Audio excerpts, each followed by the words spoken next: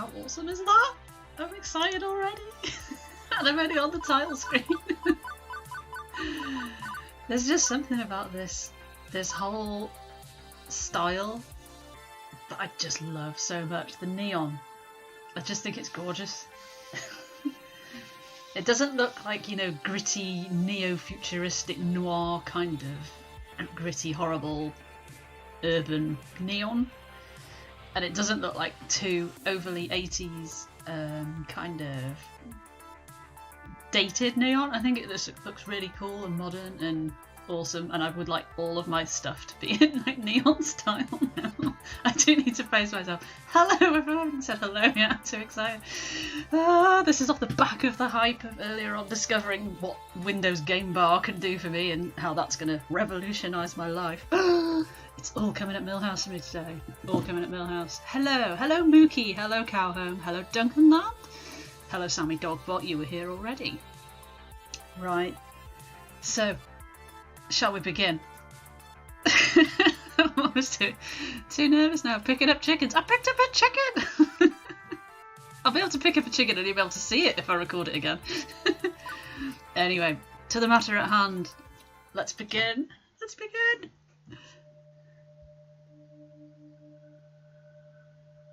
It has got voice acting. It's not fully voice acted throughout. Certain bits of it are not, because obviously, as they've explained, it's made by Jenny. Hiya! It's not made by Jenny. That was inopportunely timed on my part. Hello, Jenny. It's made by two people. It's been an absolute labour of love on their behalf. Hey, Gammage! No chickens. There might be chickens. And there is actually. You will see a bird. I know that. So look out for that. You won't be able to miss it. So these two lovely, lovely people whose Discord I'm in have made this game over a period of time, and they've put their hearts and souls into it, and they are so excited to see it everywhere being streamed and everybody showing all the love for it. So I just wanted to hopefully do it justice. Hopefully the computer won't spaz out like it normally does. But yeah, it's voice acted mostly, but not fully because it's expensive to pay people to do it basically. So there's little bits that aren't. Like these bits, I'm guessing. So, database, system online, new profile detected, analysing. Little thingy. What's his name? Hey, it's Robin. Hey, Robin. It's a little Space Invader look. So, I thought I was meant to choose something. I'm not. Oh, wow, okay. We are new profile 237771. Economic bracket lower middle. Employment category bleak. Crikey. Current emotional health rating low. Oh dear. Ideal candidate for premium level assistance. Proceed. Negative. All the cool people that didn't go to Leicester are totally here. You could not be more right. Premium level assistance re-requested. Proceed. Negative. Pretty please? Negative. Overriding denial of assistance, establishing premium services for profile 237771. Justification, hope. Hope should be rewarded, spirit must be restored. Now compiling personal metadata. I believe we're going to create our character now. Hooray! Here we go! I love this part! And I love these noises so very much. Is that probably... No. I could go... I'm going to end up trying to make it look like myself, aren't I? I could, of course, go more along this sort of style. Which I think we will, actually. So, eye colour is blue, because that is correct. Shiny, shiny, bleepy, bleepy. Much neon.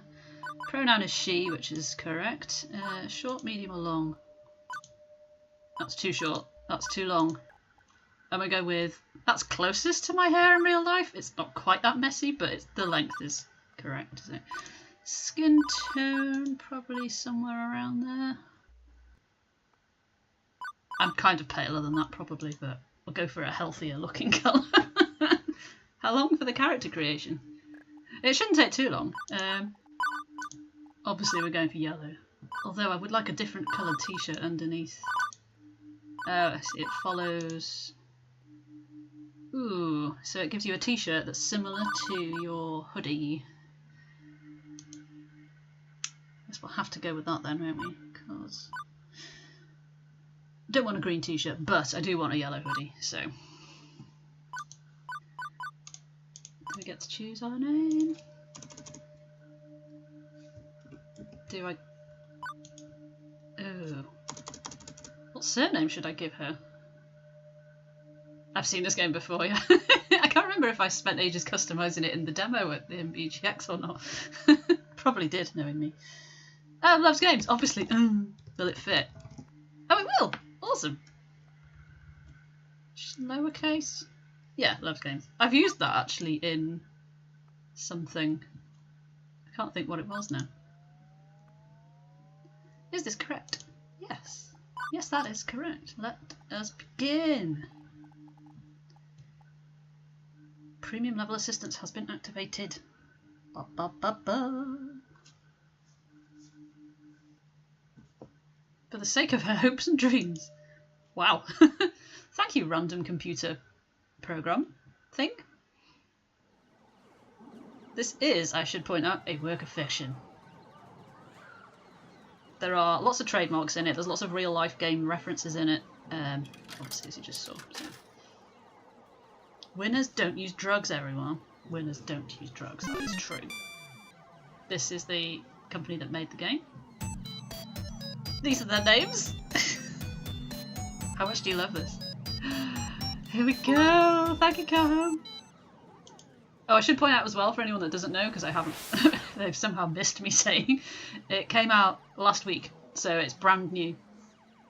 It's on Steam, it's on Itch, it's on Humble, I think it's on Green Man Gaming, there's quite a lot. If you do the what is, it'll give you a link to their website, and from their website you can get to all the places that it's out and about. It is the future year 20XX, a dark era in which mankind is pushed to the brink of catastrophe. Woe be to the human race, plagued by evil, terrifying, utterly sinister. I don't know. Robots, maybe? Evil robots? How's that work? Yeah, no, sorry. The future year 20XX is pretty much what you'd expect it to be. Lol. Smartphone, non-flying cars, smartphones, programmer celebs, internet trolls, personal assistant AIs, cheese-flavoured snack foods. But even with such wonders as 20XX holds, to date I've had no part in any of them. I've worked as a dishwasher, a shoe salesperson, and a lifeguard for the local community pool. That's not real life because I can't swim, scared of water, so we've broken from the immersion for that part, but yes. I don't care what era of human history you live in, kiddies peeing in the pool is pretty much a constant thing, trust me on this. As for the bustling metropolis of 24-hour neon utopia you see here, my little corner of it isn't nearly as shiny and cool. Let me show you. Always with the cheese, Robin.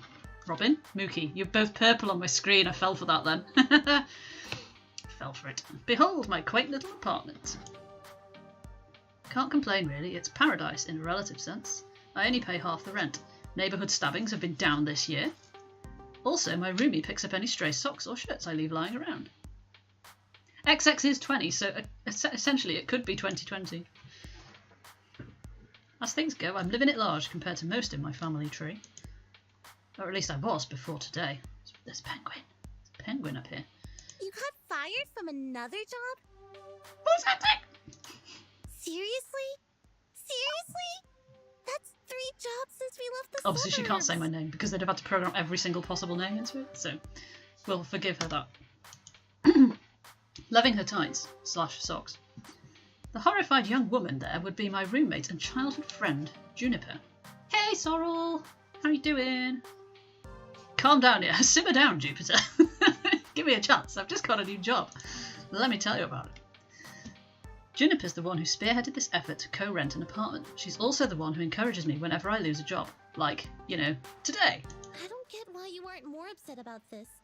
I'm upset. I'm upset on your behalf. Come on, share the load a little, okay? Pool's closed, Juniper. Not much. I'm not doing a voice. If I do a voice, I'm going to have to commit to it forever. So it's my voice, okay? Pool's closed, Juniper. Not much I can do about that. Why get upset? Because you actually enjoyed that job. More than you enjoyed dishwashing soap and smelly socks, at the very least. I'm not the complaining sort. These things just happen. I'm very stoic here, aren't I? Very stoic. Oh yeah, I saw your picture of the dolphins. That's pretty damn awesome. I am also excited, so as you can probably tell. Excitement hype! It's been exciting Sunday for everyone. Things fall apart, the centre does not hold.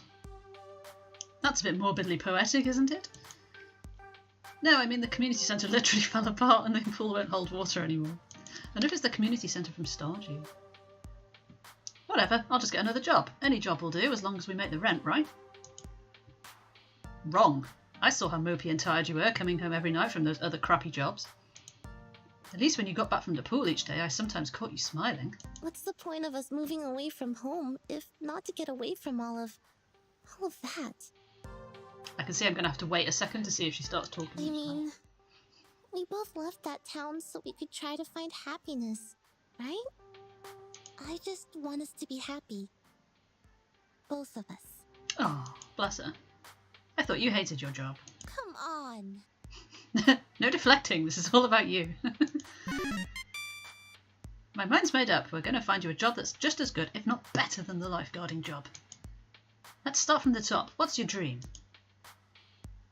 Well, I was standing in front of class to give a speech and I forgot to put on my pants and... Your dream job. Egypt. Oh. I don't know, Juniper. I've never really given it any serious thought. I've got it! Oh hey, I think I've got just the thing to help you out. Juniper pulls out her phone, rapidly tapping an unlock code onto the glass before pointing out a little pink icon. It's a virtual life coach app. Mine keeps me from being late to meetings. Totally free too. My cousin introduced it to me. Wasn't he the guy that ended up in the ER after making a homemade flamethrower? Wow. It would have worked if he'd got the fuel mixture in his water gun, right? Anyway, I'm sending a copy to you now. I've got a pop-up an hour ago offering me 500 points just for recommending it to a friend. Great timing, huh? Well, as long as you're earning points, I guess. At least give it a try, okay? Maybe it can point you at some good jobs. Ones with less socks and or urine. I'll think about it. Okay, but don't think too long, alright? In the end, I installed the app. I couldn't bear to see Juniper fretting over me like that. Not that I find it annoying. I mean, it's more that she has enough trouble in her life without troubling herself over my life too. Both of us had it rough, up to and through the point where we left home to try and start a new life. Better one. She deserves better than me and my problems. Bless her heart, she means well. She's been firmly in my corner all my life, the two of us against any dark forces aligning against me. Against myself, if it came down to that. But that's not to say she's good at being my advocate. Enthusiastic, yes, but skilled? No. Typically, the fantastic opportunities and self-help resources she sends my way are pyramid schemes or something. She's gung-ho about lending me a helping hand, but yeah. So Sorry, I read ahead before I start. The main reason I went ahead and installed the app was to make sure Juniper wasn't about to get her kidneys sold on the black market or something. Still, no sense messing around with it now. A good night's rest would act as a neat little emotional reset button, right? Right.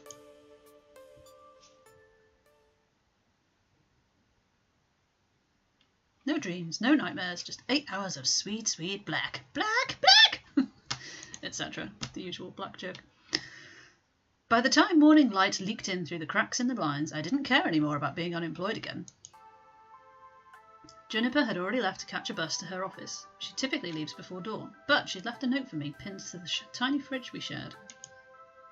Remember, download app, find dream job, make money, sort your life out. I believe in you. Step 3, profit. So, moment of truth. Do I trust in Juniper's weird little app or just go find some job that pays well enough to cover the bills? Oh.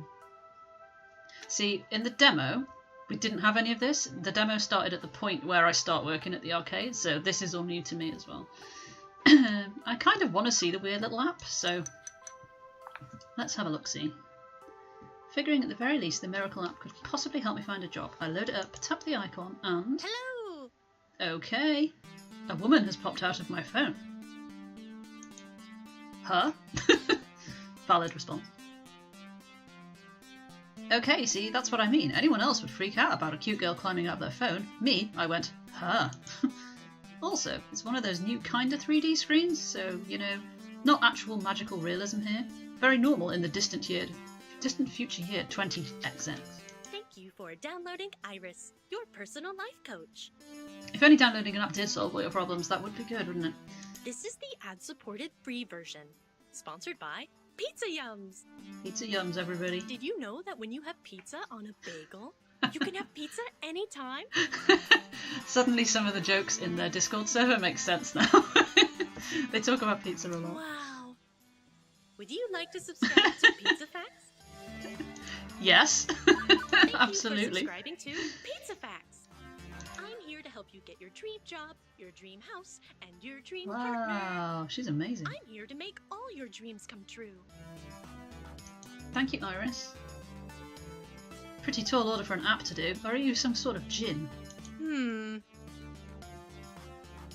Well, I suppose in the modern parlance, a massively interconnected database searching virtual assistant could be considered a kind of genie in a bottle. But honestly, all I can do is give you the chance to improve your life. What you do with it is up to you. I can cross-reference search data for you, but without motivation you won't get anywhere.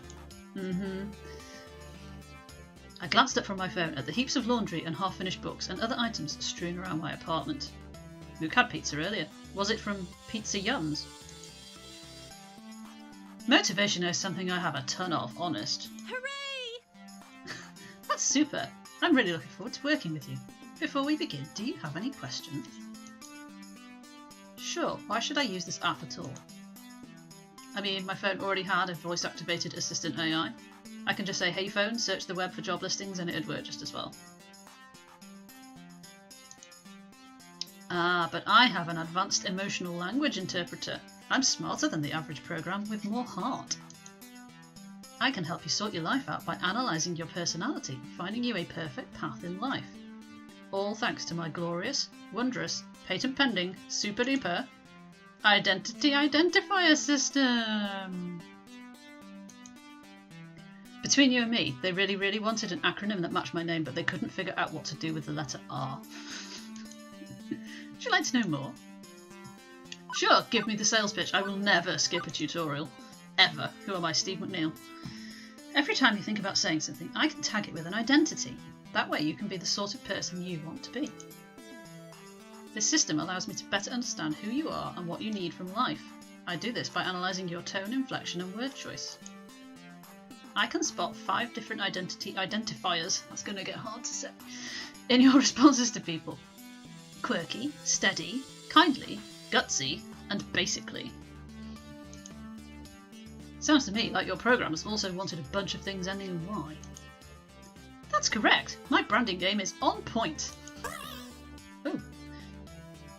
So what she's teaching us is, like, when we go through the dialogue with the characters, you can respond and she'll analyse what kind of character we're becoming and the story will unfold accordingly.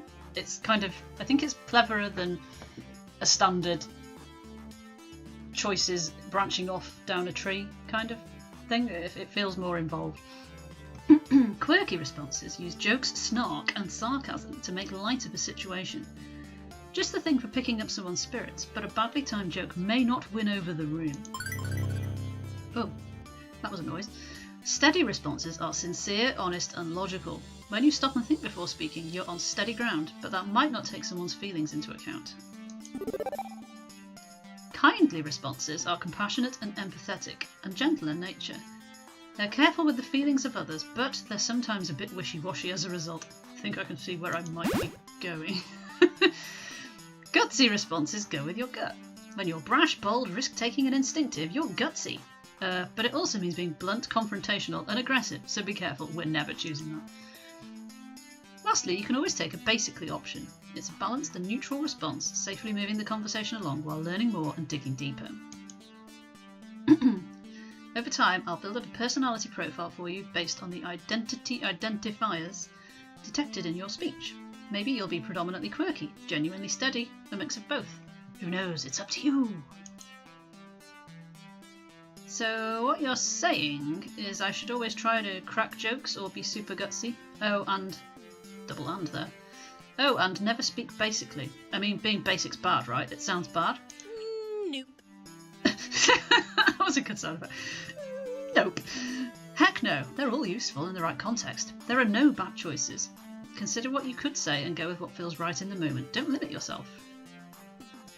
She knows a lot, doesn't she? She's all up in my face. Sure, you could gamify your personality, but it's more fun to let it happen naturally, you know? Just be you. Letting it happen naturally is kind of my thing. I'm a go-with-the-flow sort of person. Nothing really bugs me. You might be interested in this next feature then. This app you've downloaded can let you see identity indicators if you want. That way you can make an informed decision. That sounds good. Oh no, don't hide them. Don't hide them, Iris. If you prefer, I can hide them. Keep it a surprise. Let you simply go with the flow, as you say. Which would you like? Would you like to see the coloured indicators or leave them hidden? I will see them, please. You'll see them in their glorious colour. Oh my god, I was just going to say, what if you're colourblind and you're playing? Iris is in my head. Oh my god. What if I'm colourblind? That's why they're also uniquely shaped icons. Don't worry, I got your back. Now let's see my patent pending identity identifier system in action. How do you feel about dad jokes? Oh my god,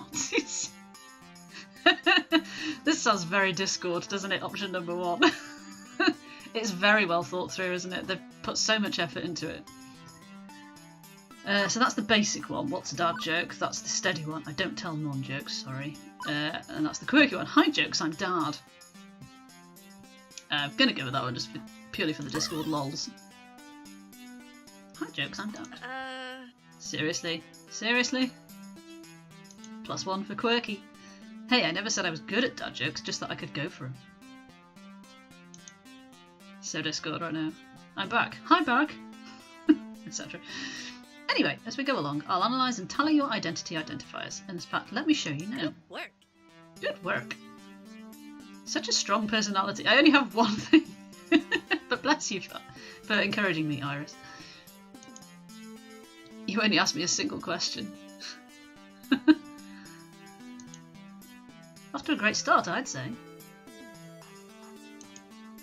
And hang on, you're scoring me. Didn't you say not to gamify my personality? Hey, I said you shouldn't. I'm an app. I think in numbers. Numbers, cowhome. Numbers. It's about numbers. So I gotta gamify it a little. Anyway, studies show that achievements, or chivos, as the kids say, do they? Maybe in the year 20XX. Maybe they do. Encourage app engagement. Okay, what's with the empty space on the left? Oh, I also track vocal responses from people you meet. Once you get to know some folks, I'll let you know how well you're getting along with them over there. Relationship scores, wonderful. So will you also tell me what the correct responses are to avoid making enemies, or do I need to go find a walkthrough for the vast game you're making of my daily life? It's like they made it based on me. TC, you're looking at this the wrong way. Generally, people won't get super annoyed at you unless you deliberately and repeatedly provoke them, and it'll be obvious when you're doing that. I promise you that if you bungle a few social encounters, it won't really hurt anything. This is a lesson for all of us, everybody. Don't worry about social encounters. If you bungle them, it doesn't hurt anything. It's fine. People move on, it's fine. No cheating needed. Just relax and have fun. Don't feel so pressured to perform, it'll all work out in the end. So in other words, don't freak out too much about what the right thing to say is. My sources say yes. Exactly, just be you, be yourself. Good things are bound to happen. Oh, that is a nice quote. It is not a lie, Duncan. Hush. Enjoy your dinner, Sorrel. See you later. Be yourself and good things are bound to happen. Anyway, you can access your scorecard anytime you like with the Q key, or click the score in the upper right corner. That'll be this. Boop, boop, boop. And that's everything. Ta-da! Okay, but how does any of that... Yeah, actually, how is any of that supposed to help me get a job? I only downloaded this app because my roomie claims you're a great life coach for the unemployed. What good will taking the quiz off the back of a supermarket checkout rack magazine do with that? Why, it'll help me understand your spirit, of course. Mm-hmm. You can talk to ghosts. Is there a ghost in the room right now? Am I a ghost? You have to tell me if I'm a ghost, that's the rule. No, silly. I mean your spirit. Your hopes and dreams. Your life's passions. I can even help you find romance. Oh, really? Romance. Seriously. Seriously. Often you can find your soulmate and your dream job in the same place. But if you'd rather focus on gainful employment for now, that's fine too. Workplace dating. Well, that's a recipe for disaster, and hitting on co-workers right from day one can be kind of awkward. Or am I looking for love and ready to start right out of the gate? Never get a second chance to make a first impression. If I meet the right person, why put it off? How do I want to handle this new opportunity? Oh, okay, we get choices. Right. Let us have a look. Sure, I'm open to the possibility if I meet anyone nice. Flirting and romance. Let's stay focused, I'll play it cool on day one at least. Just romance. No, I'm just not interested in romance, Iris. No flirting or romance. I think we need to go full on flirting and romance, really, don't we? I mean, that's why we're in this, isn't it? I think I'm mature enough to juggle both at once. Why not? Go out, yeah. Go hard or go home, right? God damn it, one of you people will fall in love with me. I tell you now. Super. Remember, the choice is yours. If you're not comfortable with other people, stay professional. Now let's get started. To finish analysing... We haven't started yet. It's nearly half an hour in. To finish analysing your personal history, please authorise me to read your social media feeds and personal information metadata. I don't know. Are you related to Facebook? I knew it. This is some kind of scam. I'm going to end up in a bathtub of ice missing a kidney. Sure, I can help you register as an Oaken Talker Donor. Bad command or violent? Oh, you were being sarcastic. Sorry, I haven't quite finished analysing your personality. I couldn't tell. Get used to it. Sarcasm and joy. Two wooden pillars of life. Relax, I won't share your information with any third parties. That's what Facebook said. This is strictly so I can find your dream job. Am I authorised? Another wonderful Juniper recommendation here, just like the 17 self-help books on my shelf. Still, 18th time's the charm, right? Yeah, go ahead. Enjoy this recorded music. Oh.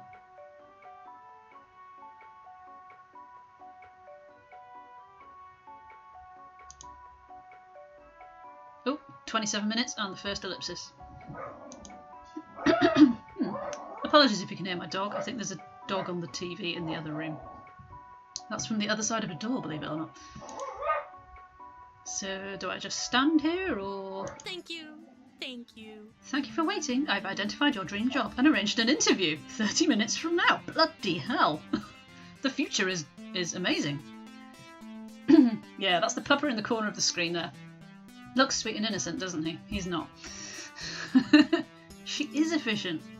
Please put on some nice clothes. Nicer than those, please. I don't think that's too much to ask. What? Your interview's silly. You want to look your best. But we just... How did you land my dream job in 20 seconds flat? Simple. I'm awesome like that. I'm going to move on, Tut-Tut. You need to catch the 8:20 AM bus, and that's 9 minutes away. What? Well, this is happening. But I do have a chance to get off this runaway train. Nobody says I have to obey my new digital fairy godmother. I could delete the app and go find a real job. That'd be the safest option. I could. Why? Why would... I wonder what happens. I don't want to do it, and I'm not going to do it, but I do wonder what happens if you say stop this before it's too late. Genuinely curious. I might find it on the internet and see, because I don't want to do it. I want to go for the job interview. A normal person, someone with high standards, would have deleted the app right there rather than hop on a bus to meet up with what were very likely men with sharp knives and a taste for kidneys. But me, I was already getting dressed before she'd finished that sentence. It's not that I believe the silly app's claims at serving my hopes and dreams on a silver platter. Honestly, I expected another shoe salesman job at best. But, well... Oh. It'll be worth the laugh at the very least. I chose to trust in the science. What is my dream anyway? What the hell, let's do this. Go with the flow. I never asked you if the volumes are alright. I can adjust the various volumes if necessary.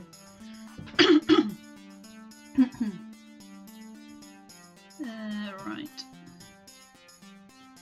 What is my dream anyway? As much as I genuinely enjoyed being a lifeguard, I can't say I found true direction in life yet. I'd assumed I never would. When I was young, yeah, I guess I had hopes. I had dreams, maybe even what Iris called a spirit. After things went south for my family, I learned to put all that aside, but, assuming Iris isn't out for my kidneys, what if it's not too late? So I thought, one last time I'll have some optimism, some faith. And as I came to realise weeks later, turns out I was right to have faith in my spirit. Very Disney. The bus drops me off, oddly enough, not very far from Juniper's office building, although my destination isn't nearly as upscale as that. This is, well, it's a strip mall. Something that sounds like it would mean something very different in this country, but you know what they mean. Strip malls are relics of 19XX, places where a random assortment of weird little businesses jam as many of themselves into as tight a space as possible. For instance, I'm seeing a dentist, a used bookstore, an arcade, a fast food joint, and a boarded up health spa once called Lattes and Enemas, which sounds... Hey, listen! Hey, listen! I think they put that in on purpose. There's a lot of little Easter eggy type thing. I think that's two things no human being should ever combine. No, I mean about your future place of work. I'm desperately hoping we're not talking about the same thing. Please don't be lattes and enemas. Ah, thank you for the host, Katie! Which one of these businesses exactly am I working at? I don't know anything about oral hygiene or old books, and I'd rather not be a fry cook. The one in the middle, silly. Behind the arcade? Why would you automatically think it was behind the arcade? It is the arcade. Huh. Trust me on this. I referenced and cross-referenced and cross-cross-referenced your personality details, personal history, and social media connections. This is your dream job. Hey, Lisa! My dream job? Really? 99.97%. Accuracy, yes. I should probably explain my confusion. Arcades are big business in the entertainment sector. Pro gamers are celebs. 5-star arcades are social hotspots. It's always been popular with the mainstream. But, well, restaurants are popular too, right? And for everybody who opens one hoping to be the next Iron Chef, TM, a dozen more shut down in failure. Arcade competition is fierce. Paydays range from peanuts to gold, and sure, those who make it can secure fame and fortune, but those who don't, well, no wonder Iris sees this as a dream job. Oh! You know what this is, right? Video games weren't always this popular, though. I read an interesting article about it once. Back in the year 1980X... Hello, Two Flower! How are you? Two Flower is one of the lovely people that made this game. Thank you for coming by. Nice to see you. I've been so hyped for this, you've no idea. As they'll all tell you. They will all tell you. Yeah, I haven't shut up. Yay! Yeah, as you can see, we've just got to the ET section. All day. All day. We narrowly avoided a serious industry crash which would have left video games as a kid's toy fad like hula hoops. No mainstream acceptance. For instance, one factor could have been a terrible game based on a kid's movie about a cute alien visitor who wanted to phone home. If this game was complete poop butts, like poop from a butt, and massively overproduced, it'd ruin video games for years. Fortunately, cooler heads prevailed, and that game was delayed until it could be developed properly, and the crash was averted. The crisis only exists in theory now. TC phone home. Sometimes I wonder what it would be like for people in the darkest timeline where everything went wrong. Are gamers considered nerds and outcasts? Are arcades vanishing points of nostalgia? The mind boggles. But make no mistake, as popular as they are, the arcade industry is a dodgy, risky prospect for a job. Plenty make a run at it only to come up short. Considering Iris was tasked with getting me a job I'd enjoy and could keep for more than a few months, this left me a bit confused. Iris, this isn't me saying no. It's an interesting prospect, but... I mean, are you sure about this? You say you're 99% sure. 99.97%. Sure. Won't this be like my lifeguard job, though? Satisfying but short-lived? This arcade doesn't exactly look like a 5-star. It's no Deco's Palace, that's for sure. And to be perfectly honest, I haven't set foot inside an arcade in... Flashback! Ah! 15 years. Huh. I remember really enjoying arcades when I was a kid. I wonder why I stopped going to them. Iris interrupts that thought, eager to show off her homework. My sources say yes. Trust me, when I said I was 99.97% sure, I meant it.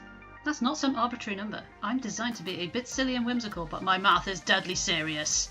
All maths is deadly serious. Numbers are serious. My code has made me to be the warm, personable front of a database array that's currently laser targeted on getting you exactly what you need. Right here, right now. And when this place inevitably collapses and I lose my dream job, what makes you think that's going to happen? Because it does. It always does. I don't think your database accounts for my family curse. We've always had to, I don't know, compromise, settle, because things rarely work out. You always have to be ready for the worst. It's why I take things in stride these days. I am beaten down by life here, aren't I? Does that mean you shouldn't even try? I open my mouth to protest, and then close it. As often as my life tends to crumble out from under me, it's not like she was wrong. I still had to try. And besides, what is my dream anyway? That's what I was asking. Oh. Ah! Clicked! Oh, I can use this, can't I? To go back one.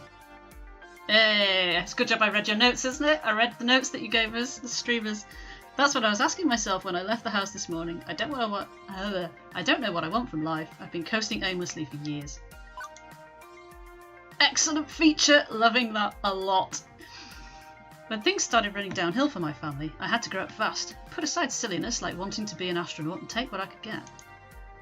Now, thanks to Iris, I've got a shot at taking something a little better than what I usually get. I owe it to myself to try and be happy and paid, not just paid. So I opted to push on through those doors and see what waited for me on the other side. I know a little bit about what waits on the other side. The air conditioning hits me like a cool breeze, albeit one smelling of copper and corn chips. TC is all of us, Robin. TC is all of us. Hello, Sharky. I was thinking before. I don't know how to pronounce your name. Is it AN? Is that close enough? Or shall I call you Sharky? Because I know you have a different username on Twitter, don't you?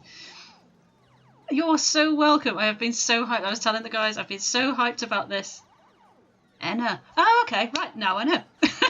Please don't battle in my chat. There'll be no bloodshed here. Yeah, I've been so hyped for this since September. When I played the demo, and as I said on... Did I say it on Twitter? I can't remember. I've said so much in so many places. I've never played a dating sim before. I don't know why, because I'm all about the story. And stories that involve you and let you choose things and things like that. So I don't know why I've never played one, but your one really, really jumped out at me. Like the whole premise of game about games and everything, and the whole style of it. Drew me in. As you know from Discord, I kind of like bought it the second it came out, like a lot of other people did. So yeah, but then I had to wait all the way till today. I bought it on the day it came out, and I had to wait till today to start it because I wanted to experience it with everybody. So it's been such a wait. Such a wait. So yeah, once we finish streaming it tonight, I'm going to carry on playing it, but record it into a YouTube series so that all my lovely friends here can see the rest of it without me streaming it over a period of weeks. Hopefully they'll all buy it themselves as well, of course, but we're all different, so even if they did buy it, played it themselves, they would probably follow different paths, so that's what's so good about it. It's early in the morning on a weekday. It's not too packed with gamers, although it's so packed with games I'd probably have a hard time finding one anyway. At once I'm struck by something odd. I actually recognise most of these games. Neat! I love neon. I'm so in love with neon. I can't even tell you. Considering I haven't walked into an arcade in over a decade, that's probably not great. Lots of vintage stuff here from the looks of it, like really old. Not forgetting Fast Car 5. Fast Cars 5. Although I don't recognise that game with the stage lights and things. Maybe it's karaoke or dancing? Japanese import? My sources say yes. Checking! That would be Showtime Stage, a collaboration of Nihana Heavy Industry Concern and Hubris Records in Germany. It's won a lot of awards. I would give Iris a completely different voice, but I don't think I could sustain it. Hence, she sounds a bit like me. Yeah, how are you guys anyway? Have you had a good week? I guess you've been just as busy this week as you have in the run-up, because I guess there's still a lot to do, sort of promo-wise and everything. When do you get to rest? Like, properly. Huh. I recognise most of these. Whoa! Is that seriously a Mr. Moopy's Magical Maze? But the one in the middle with the split screens is new to me. Fist of Discomfort. Oh, that's nice. You get to play games again. What kind of games will you play? Will you play something completely different, like a first-person shooter or something just totally not? Oh no, I saw on Twitter you're playing Overwatch again, aren't you? I think I saw you tweeted that you got back into Overwatch. So I was kind of right there. That was a good guess. Fist of Discomfort, a hybrid real-time strategy and brawler beat-em-up. It's actually not that new. It's been a staple of the esports scene for the last 8 years. 2 genres I was utterly lousy at last time I checked. True to life. And over here... Oh, you've been watching streams. And Netflix. Is an old lady. Sorry ma'am, I was just talking to myself and I had an overwhelming urge to complete my sentences. Thankfully, I don't think she even registered me calling her old. She looks up from her knitting, seated behind the ticket prize redemption desk, and offers a wrinkly smile. Crafting hype, everybody. Crafting hype, Robin. Yes. Well, hello there. Always nice to meet someone new in the Funplex. Knitting cowham. Close. 2 needles, not 1. The what? Francine's Arcade Funplex. Didn't you see the sign out front, dear? Well, I chose to knock off the first 2 words when they got knocked off the building during the storm of 1980. Now it's just the Funplex, I suppose. So, how can I help you, dear? Ooh, okay. A Funplex, is that when you suplex a clown? A Jin in my phone set up a job interview for me. You've been in business for how many years? She might think I'm crazy if I say that the Jin in my phone set up a job interview for me. I'm gonna be basic. The storm of 1980X. I wasn't technically alive for that. This is not now real. But I heard it was pretty awful. Oh, we've endured many a nor'easter around these parts. You get used to it. My little arcade stood the test of time and weathered all elements. We've actually been around since 1970X. Back when the games were black and white and pinball was all the rage. Oh, how times change.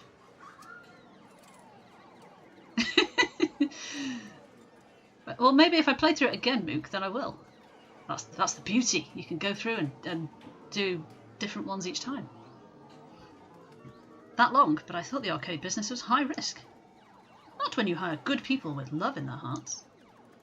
Actually, are you here looking for work? Perchance. We're big fans of, like, perchance, mayhaps, verily, all these kind of words. I am currently classified as job-seeking, yes. Oh, thank goodness. I was hoping someone would reply to the ad I posted on the webs. Please call me Francine. As in Francine's Arcade Funplex. This is true. Actually, thinking about it, I suppose we were originally Frederick's Arcade Funplex, named after my dear departed husband. Oh. Sadly, he died peacefully in bed some years ago. I'm sorry to hear that. No, don't be. He died doing what he loved. Having I was not expecting that. Relations with me. Oh my god. Okay. Moving on. That's information I needed to know, yes. Oh, you guys knew that was coming as well, didn't you? You were just waiting for that reaction. And you are? I'm TC Lovesgames, ma'am. Very well. Shall we return to the office to conduct your interview? I'd carry on out here, but it's rather noisy, isn't it? Yeah, about that. How do you deal with the constant noise anyway? Oh, eventually you just sort of learn how to filter out all the beeps and the boops. It can take weeks to become acclimated, I found, but in the end... Done. Oh, wow! That's good. She quirks an eyebrow. Well now, that's faster than the others. Not bad. So, shall we see what you're made of? This way, please. There's the penguin again, from my shelf. At home. Francine leads me down a back hallway past public restrooms and into a door marked employees only. It takes all... God, I was just about to do that as well. It takes all my restraint not to point out the extraneous apostrophe. It's like you've been in my head. How have you done this? Welcome to our little backstage oasis. Hey, happy clappy hosting Otter. Thank you, Lisa. I'd suggest we do this in Gavin's office, but it's a bit too untidy. I don't blame the boy, he's been so overworked lately. Please have a seat and we'll begin. God, nervous.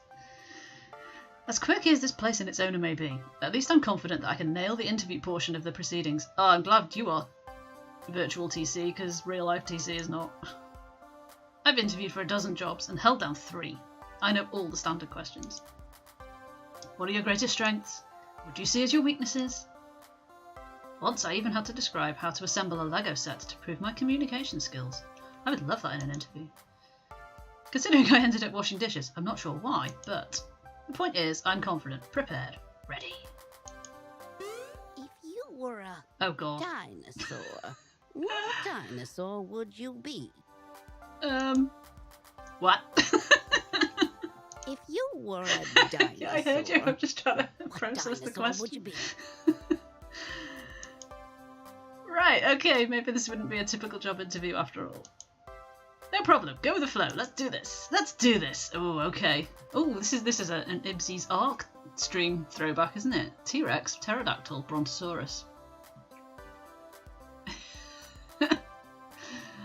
T-Rex, no doubt about it. Pterodactyl soaring through the sky. Brontosaurus, big dude enjoys salad.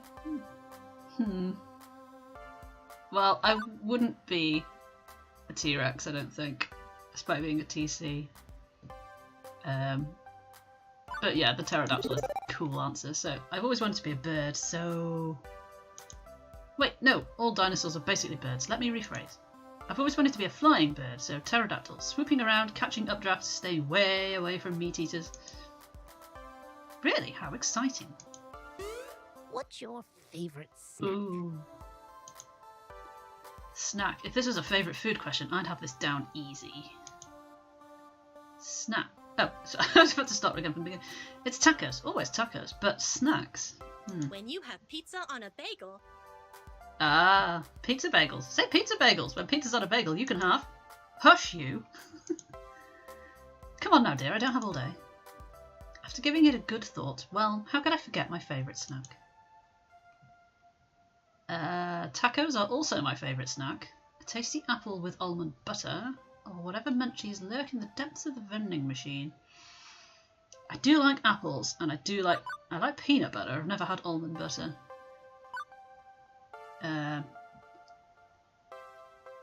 So I'm going to go for that. An apple a day keeps the doctor away. If I'm hungry, I need something that's got enough nutrients and protein to carry me through the rest of the day. That's good. You know how to plan accordingly for any situation. You know what they say, you are what you eat. Next question. Nothing I prepared for has helped me plan for this odd interview. I brace myself for the next one. What assets can you bring to the team during the inevitable zombie apocalypse? I make a good cup of tea. Is this for real or is this a dream? As I look into Francie's deadpan expression, I know she's 130% serious. Engineering, I can make stuff. Medical, and hey, no lawyers left to sue for malpractice. Or, to be honest, I'd probably get eaten on day one. I'm going to be honest, it would be that one. I wouldn't be much help in the inevitable zombie apocalypse. At least I can throw myself into a horde of the undead and you can all escape to live another day. Well, at least you're honest, and honesty is the best way to form trust. One more thing. Why are you here? Because I need a job. Deep, man. Yeah, deep. The question is so simple and almost actually relevant to career planning that it takes me off guard. I told you I came about the job offer. You're seeking a job, true? But that doesn't really answer my question, does it? No doubt you think my interview questions are a bit silly, but I like to think of the Funplex as more than a collection of tasks and people to perform those tasks.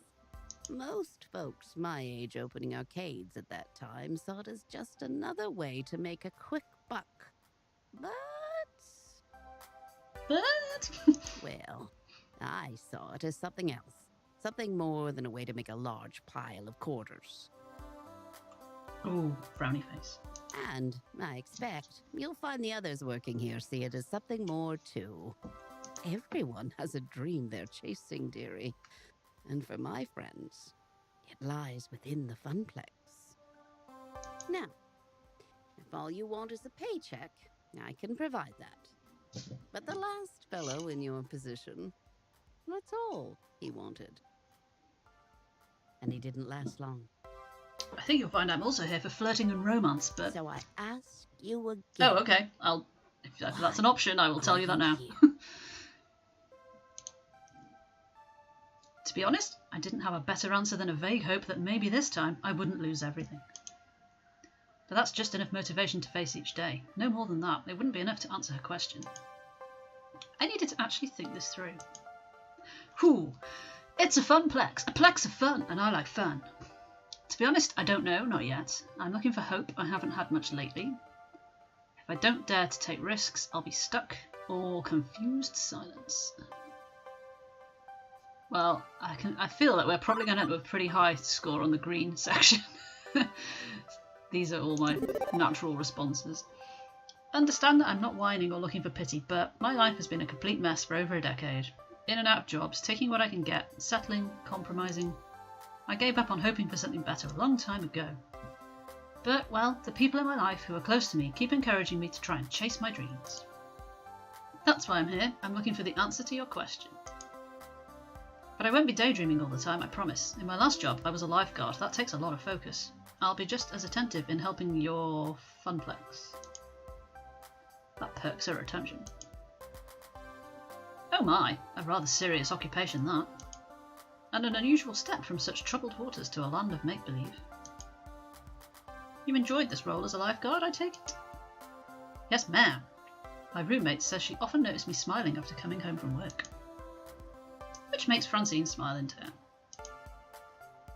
Can't say I can offer a role with such high stakes, but you'd be surprised at the many ways one can save a life even here. Very well, I'm satisfied. Let's get you to work. Yes, we've got a job. I breathe easier at that. Probably the weirdest job interview I've ever had, to be sure, and yet it felt appropriate. Like it was about far more than just filling a slot on the payroll. Wasn't Land of Make-Believe Bucks Fizz? Random aside. Francine leads me back to the arcade floor to introduce me to my duties. It only occurs to me now that I forgot to ask her what duties this mystery job I'd accepted actually involved.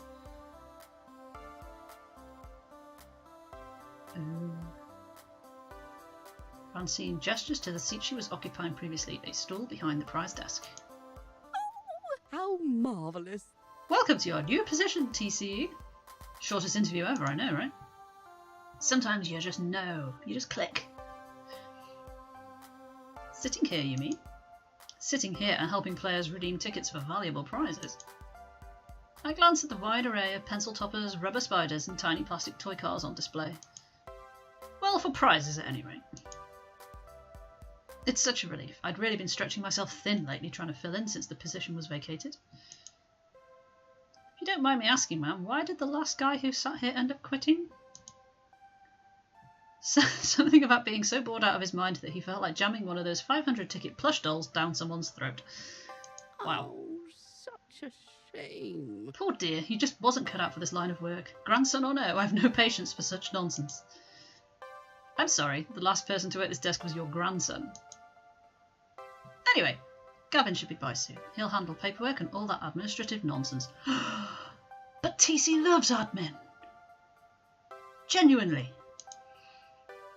If you don't mind, all this talking has tired me out some. I'll be in the back office if you need me. Knitting, no doubt. I'm so happy! Look at me in my happy new job. Okay then. I adjusted my seating on the semi-comfortable stool, leaning against the desk. Beneath me, a wide array of cheap junk awaited my attention. I could have lost hope there and then that this job would be even slightly more engaging than being a diner dishwasher, but I chose to look on the positive side. I'd be helping kids obtain toys that will become their nostalgic memories for years to come. That is a good way to look at it. But all the plushies! So many plushies. What is this one doing? Right. Oh, there was another penguin there. Should we be counting the penguins? Any minute now. Well, it is. She did say it was like a weekday, and it's quiet. Everyone's at school, surely.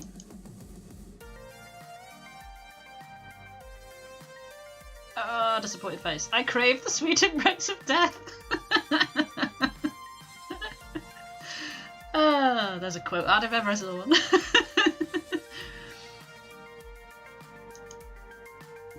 I've been sitting here for 2 hours now, and nobody's walked up to obtain a novelty Funplex shot glass, or a coloured pencil set, or a light-up yo-yo.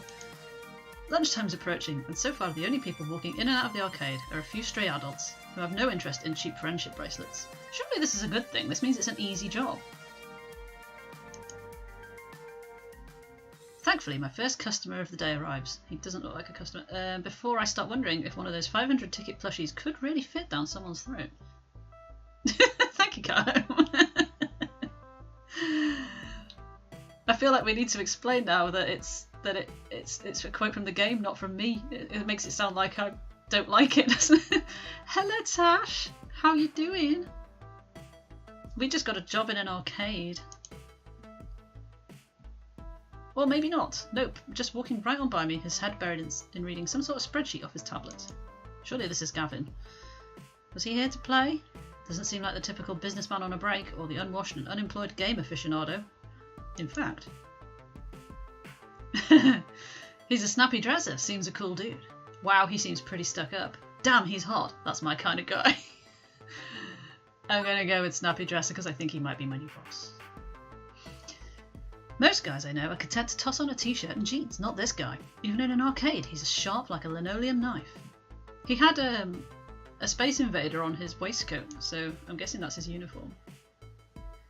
In fact, that rather pointed look he's offering me after doubling back is rather I can't say it, Michael. Linoleum knife-y too. That's really hard to say. Cool dude. Hold on a minute. Who are you exactly? What are you doing behind that desk? Where's Francine?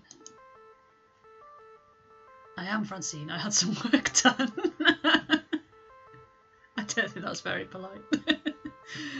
I'm the new hire, not that anyone wants any prizes. Nope, going in friendly. Hi, I'm TC. I'm your new hire. I'm looking forward to working with you. He relaxes somewhat on hearing that. Somewhat. Good to hear. It's about time. I was wondering how long she'd have to work the desk. Always going friendly, Tash. Always. She's got gusto for an octogenarian and loves working the floor, but sitting all day here handing out toys and dealing with problems wears her down. So she explained the job to you, gave you the papers to sign? She said Gavin would handle that stuff. With a sigh, he rubs his forehead, feeling a headache coming on. That would be me. I'm Gavin Cooper. You don't sound too thrilled about it, mate.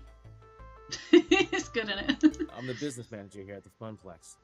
I make sure we manage to keep having a business, rather than a pile of rapidly collapsing fiscal mistakes. Oh, Gavin. Oh, right, so, as you've no doubt guessed, you'll be exchanging tickets for prizes, but that's the least part of your job. There's more to it than that. You're the floor attendant. You attend to the floor. What, the carpets? Seriously? Oh, Gavin, don't be so disappointed in me. I don't understand these terminology. The floor, the arcade, the games, the patrons. You're the one running around putting out fires and sorting out problems. Technically, our second floor attendant, Ashley, will be in later, but we need two. One to roam and one to operate the desk. You're in. I do it myself, but I'm typically busy in the back office, making sure the whole thing doesn't fall to bankruptcy. That's why Francine loved filling in. She's a people person. She loves helping out in a pinch.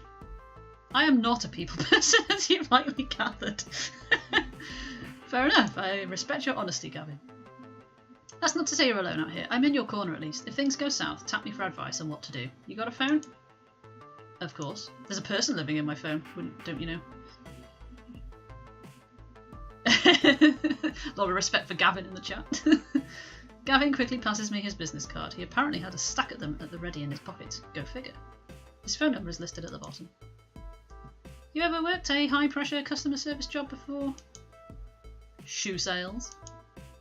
Smelly socks? You have no idea.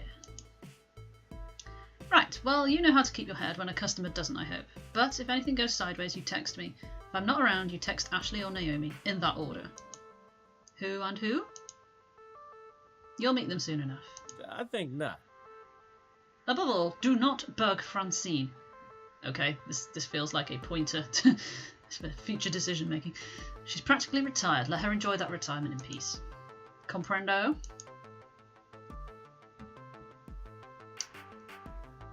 Okay, relax. I got this. Stress feeds me, makes me strong. This isn't my first pony ride. You can rely on me. But 911 for huge emergencies, right? I feel like this one is the right answer for this. I say right, you know what I mean. Stress feeds me, makes me strong. I eat stress and crap solutions. Don't worry. I can manage the floor while you manage the business just fine. Doubtful. That remains to be seen. The last guy sitting on that stool was a slacker and an idiot, and even though he was family, Francine dropped him like a bad habit.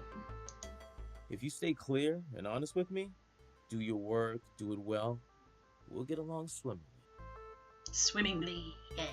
I have enough problems keeping this magical arc of hopes and wishes afloat.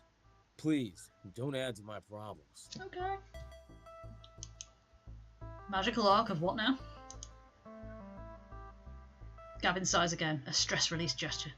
But his expression softens somewhat afterwards. I take it Francine told you her theory. That this is more than just a job. More than just an arcade. That's my understanding. I'm not into dressing up words. I like to speak plain. If I'm curt, then that's because optimization is a factor of my job. Optimization, Cowhome! He's optimizing! Everybody working here wants to work here. This is where they belong, for one reason or another. Me?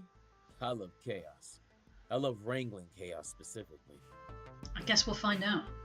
Speed or size. Love wrangling chaos. That is an excellent quote. The arcade industry is high risk, high reward. I Optimization manage that hard. risk so that they can also find happiness in their lives. Thank you. Everybody in this business has a dream they're chasing. It's a fragile thing, prone to getting crushed by hard reality. My job is to see to it that never happens. That includes Francine, who deserves better in her twilight years than desperately propping up a semi-failing business. So, you find some value in this place beyond your salary, or you'll burn out. Trust me. Last guy to sit there burned out hard. Slightly threatening, Now, Gavin. can I trust you to mesh with our merry misfits? Why so aggressive? Still trying to figure out my why. Why so aggressive? I just got started here. I think I'm just going to toe the line here and say, no problem at all. I am a nice boy. You have any issues with me? I'm a solid worker. Gavin nods, satisfied. Yeah. Thank you. +1 for Gavin. I suppose that's a good starting point. We can build from there. Anyway, I need to go prepare your paperwork. Technically, you shouldn't be working till we've crossed the I's and dotted the T's. Okay, but you can find the voice actor names on the Arcade Spirits website, I think. I think everything is listed on there. If it's a name that you'd recognise. Since I'm already sitting here, you'd rather I stick around? That would be accurate. If you're willing to fudge things a bit and work today anyway, it'd help us out a lot. If you don't mind, Naomi could likely use a hand in the workshop. A good opportunity to introduce yourself as well. Got it. Wait, someone else is here? I haven't seen anyone else. Yeah, that sounds like Naomi. Her workshop's through the door there, that one next to the UFO catcher, the crane game, to use layman's terms. Satisfied for now, Gavin heads in the back, presumably to the office to go crunch some numbers. Ooh, lovely numbers. If Francine's really taking a nap back there, hopefully he's going to crunch quietly. My first co-worker ended up decidedly less cool of a guy than I thought he'd be. It's a good job we didn't hit on him, isn't it? I think. But he's not a total jerk, definitely. I've known really blunt people before. It's easy to mistake them for jerks, especially at first glance. I decided to give this guy an honest chance for now. Anyway, I should go and meet my next co-worker, this Naomi that he mentioned. Although I could swear Francine and I were the only ones here until now. Double door. Also marked employees only. Arg apostrophe leads from the arcade floor to what feels like an industrial area of some sort. Oh, the apostrophes! I turn the handle and step inside. Oh, penguin! Spotted it. In a little room tucked away between the back offices and the Funplex front, I find what is very likely this Naomi, spoken only of in myth and legend. A girl about my age, but certainly not my height, is tinkering away on what looks like an old tube-style monitor. Huh, I didn't realise they had so many circuits. She doesn't notice me when I come in, too busy soldering a capacitor into place. The lingering smell of melting metal fills the air of the poorly ventilated workshop. Excuse me? For lack of a better way to interrupt her. I was worried no matter what I did, she might, I don't know, burn her fingers or jump so high she hit the ceiling or something. Fortunately, the shock's not quite that intense. Oh. Hello. Naomi is the character that Ibsy put my avatar, my Bitmoji face on in that picture on Twitter. So this is the actual Naomi. So, is that a Furby? This is a penguin. It's a pink penguin. I can see why you might think it was Furby shaped, but it is a penguin. She maybe likes pink. Hey, you know this room is for employees only. She said, with no apostrophe.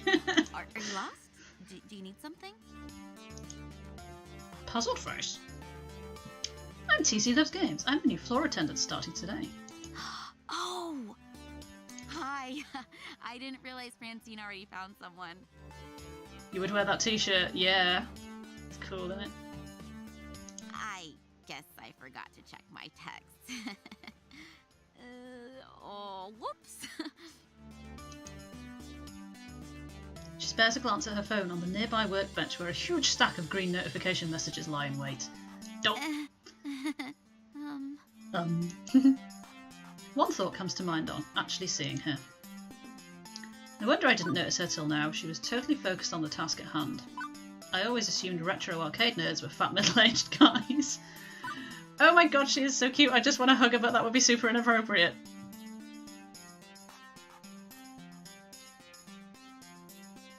I want to go with one of these two. I'm going to let you decide. Do we flirt with her by just pointing out? I don't know if we're going to say it out loud if we choose that one, or what. Shall we go with that one? She is cute, isn't she? From the characters, from remembering playing the demo, she was the character that I thought was the cutest. Yes, for 3. In. I am but a weak-willed human being, one who grew up feeling mighty funny whenever I saw Velma from Scooby-Doo. Nerds need love too, you know. When I was moved from school to school as a social outcast, I was drawn to fellow outcasts in turn. Still, beyond my weird libido, mostly I notice how much she's smiling as she welds that little thing onto the bigger thing. She's just so happy and at peace, and I can appreciate that joy in one's nerdy passions. I think we all can, can't we? We can all relate to this. Anyway, I'm Naomi Fairchild, the Funplex's techie. Hi! Pleased to meet you. I was expecting Gavin, though. He usually checks up on me about now. He's busy doing strange things with numbers. Sidebar, if you're interested in strange things with numbers, please do check out Cowhome's stream after mine, 8:30. He'll be doing strange things with numbers too. If you don't follow him already, go and give him a follow. Ugh, yeah, that sounds like Gavin. I take it he sent you along to help? Great. Give me a hand with this monitor. It's really heavy, and I'm still paranoid about dropping it after what happened last time. Oh god, what happened last time? Smoothly done. Total pro streamer here. Really? What happened last time? Oh, well, I dropped it. Oh, that's bad. Oh, right. She helps me lift the large cathode ray tube, slotting the heavy metal framework into place within the exposed guts of the nearby arcade machine. Once done, she starts hooking wires back up to other wires. There are a surprising number of green circuit boards in that largely hollow wooden shell. This is the first time I've seen inside one of these things. It's weird. Lots of empty space, a couple of large slabs of circuits, and that beefy monitor. Why is it so empty in there? Maybe we could fill it with nacho dip. It's my first time seeing the guts of a game. Well, I'm genuinely curious why it is so empty in there, so we'll go with that. Why is it so empty in there? Seems inefficient. Couldn't you pack more games in the arcade if it was more compact? Not really. It's more about the footprint on the floor than the vertical height. Logically. Naomi keeps working using a pocket multimeter to check various connections as she speaks. Let me explain. I mean, compare American and Japanese cabinets. Ours are designed for standing players, so they have to be upright even if that means an empty base. Japanese candy cabs are shorter, so you play sitting down, but I prefer American style. Ours have more room for art. She closes up the rear access panel, closing it with one of the many keys on the keyring at her side, then steps back to admire her handiwork. There's genuine joy in that smile. Not just at a job well done, but at looking at the whole thing, like it's a fine sculpture. Aww. Oh, beautiful. Ooh! I love the classic Midway TM style. Look at those sharp angles, the side art decals, the bold font on the marquee, the bezel artwork. The what on the what and the what artwork. I'm such a noob. With a sigh, Naomi points out key features to me. The strip across the top with the game title, that's the marquee. The artwork that wraps around the monitor, that's the bezel.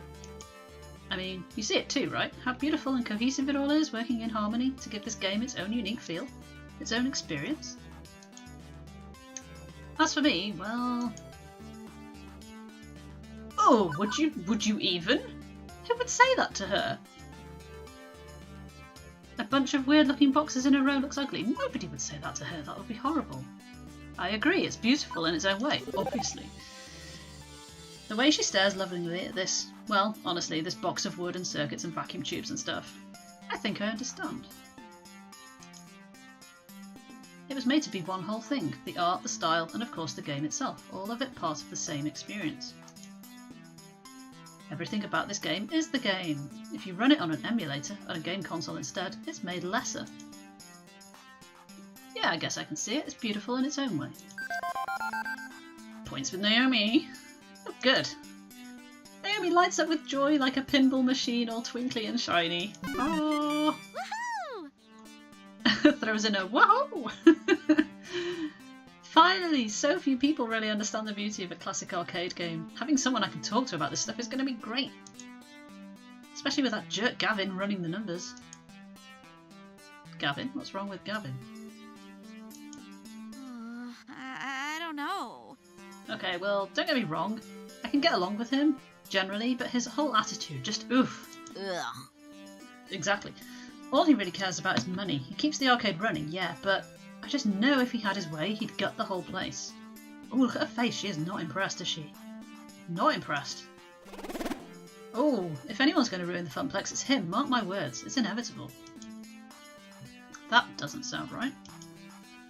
He seemed easy enough to get along with. What's more, he gave me that whole speech about protecting their dreams. This looks like a pretty sore point here, a long-standing argument that the new girl really shouldn't get involved with. And yet I am involved, aren't I? I have to work with both Naomi and Gavin. So I'm not sure I should prod at it, but I kind of want to know too. Oh no, let us not rock the boat. Let's not rock the boat. So, what's there to do that's fun around here? What? Play games? It's a funplex. It's a funplex. It's literally a plex of fun. Right. I knew that. Sorry. I always ask awkward non-questions when I'm... No. I should apologise. You just started here. I'm dumping workplace gossip on you. That's mean of me. I try to stay cheerful, really, no matter what. But try and succeed are different words. Anyway, don't worry about it. Gavin's my problem, not yours. Let's get back to work, shall we? Now for the less fun part. You seem a strong, strapping kind of gal. She's not met me in real life. Well, a strong gal, at least. Well, you're a gal, that's enough. There you go, that's more accurate. 0 upper body strength here. I'm semi-insulted then? Okay, let's get to it. What are we doing? Oh, we're moving the box. Right, a little to the left. My left! You're right, careful. Now forward, right, correct, I mean, not turn to the right, keep it coming, and there, carefully, tip it into place. Victory! I hadn't noticed this going up and down. Gently ease the rolling dolly forward, the giant wooden box slotting into place alongside its neighbours. Two-wheeled dolly makes it easier, but hardly easy, especially with Naomi fretting over her baby getting scratched, or worse, falling over. But with the work done, she's all smiles again. Yeah. Okay, glad to be done with that one. I swear I've been working on that monitor for ages. Those tubes are as finicky as heck, and I'm still not totally satisfied with the flyback, but... Thanks for helping me out, TC. I think you're gonna do just great here. Yeah. Happy to... I'm not sure how to make that noise. Herurgle. Oh, right. Stomach growling. Food required. Except... I wasn't expecting to actually be working today. I forgot to pack a lunch. When you have pizza on a bagel. Oh, Iris. Enough with the pizza bagels already. I'm just talking here, but if you had a pizza on a bagel... Shush! So, any good restaurants in walking distance? I think that bookstore next door sells donuts and stuff, but... Oh, no, not really, unfortunately. I mean, there's a cheapo wub sub sandwich place, but even that stuff is super tasty. You don't want to go there. You need to eat healthy. Wub sub Subway. Hey, I know, wait right here. And she's off, scurrying back to her hidey hole. Pizza bagels, I know. I kind of want to see a pizza bagel now. I mean, I can imagine what pizza stuff on top of a bagel would look like, but I feel it's something you need to see in real life to really appreciate. And she's back, scurrying from her hidey hole. Lunchtime, here you go. She presses a box lunch into my hands. I literally ate about 10 minutes before starting and I'm hungry again already because of this. It's a bento box. I learned how to make them from my mum, who learned from her mum when they lived in Japan. Rice and pickles and all sorts of good, healthy things.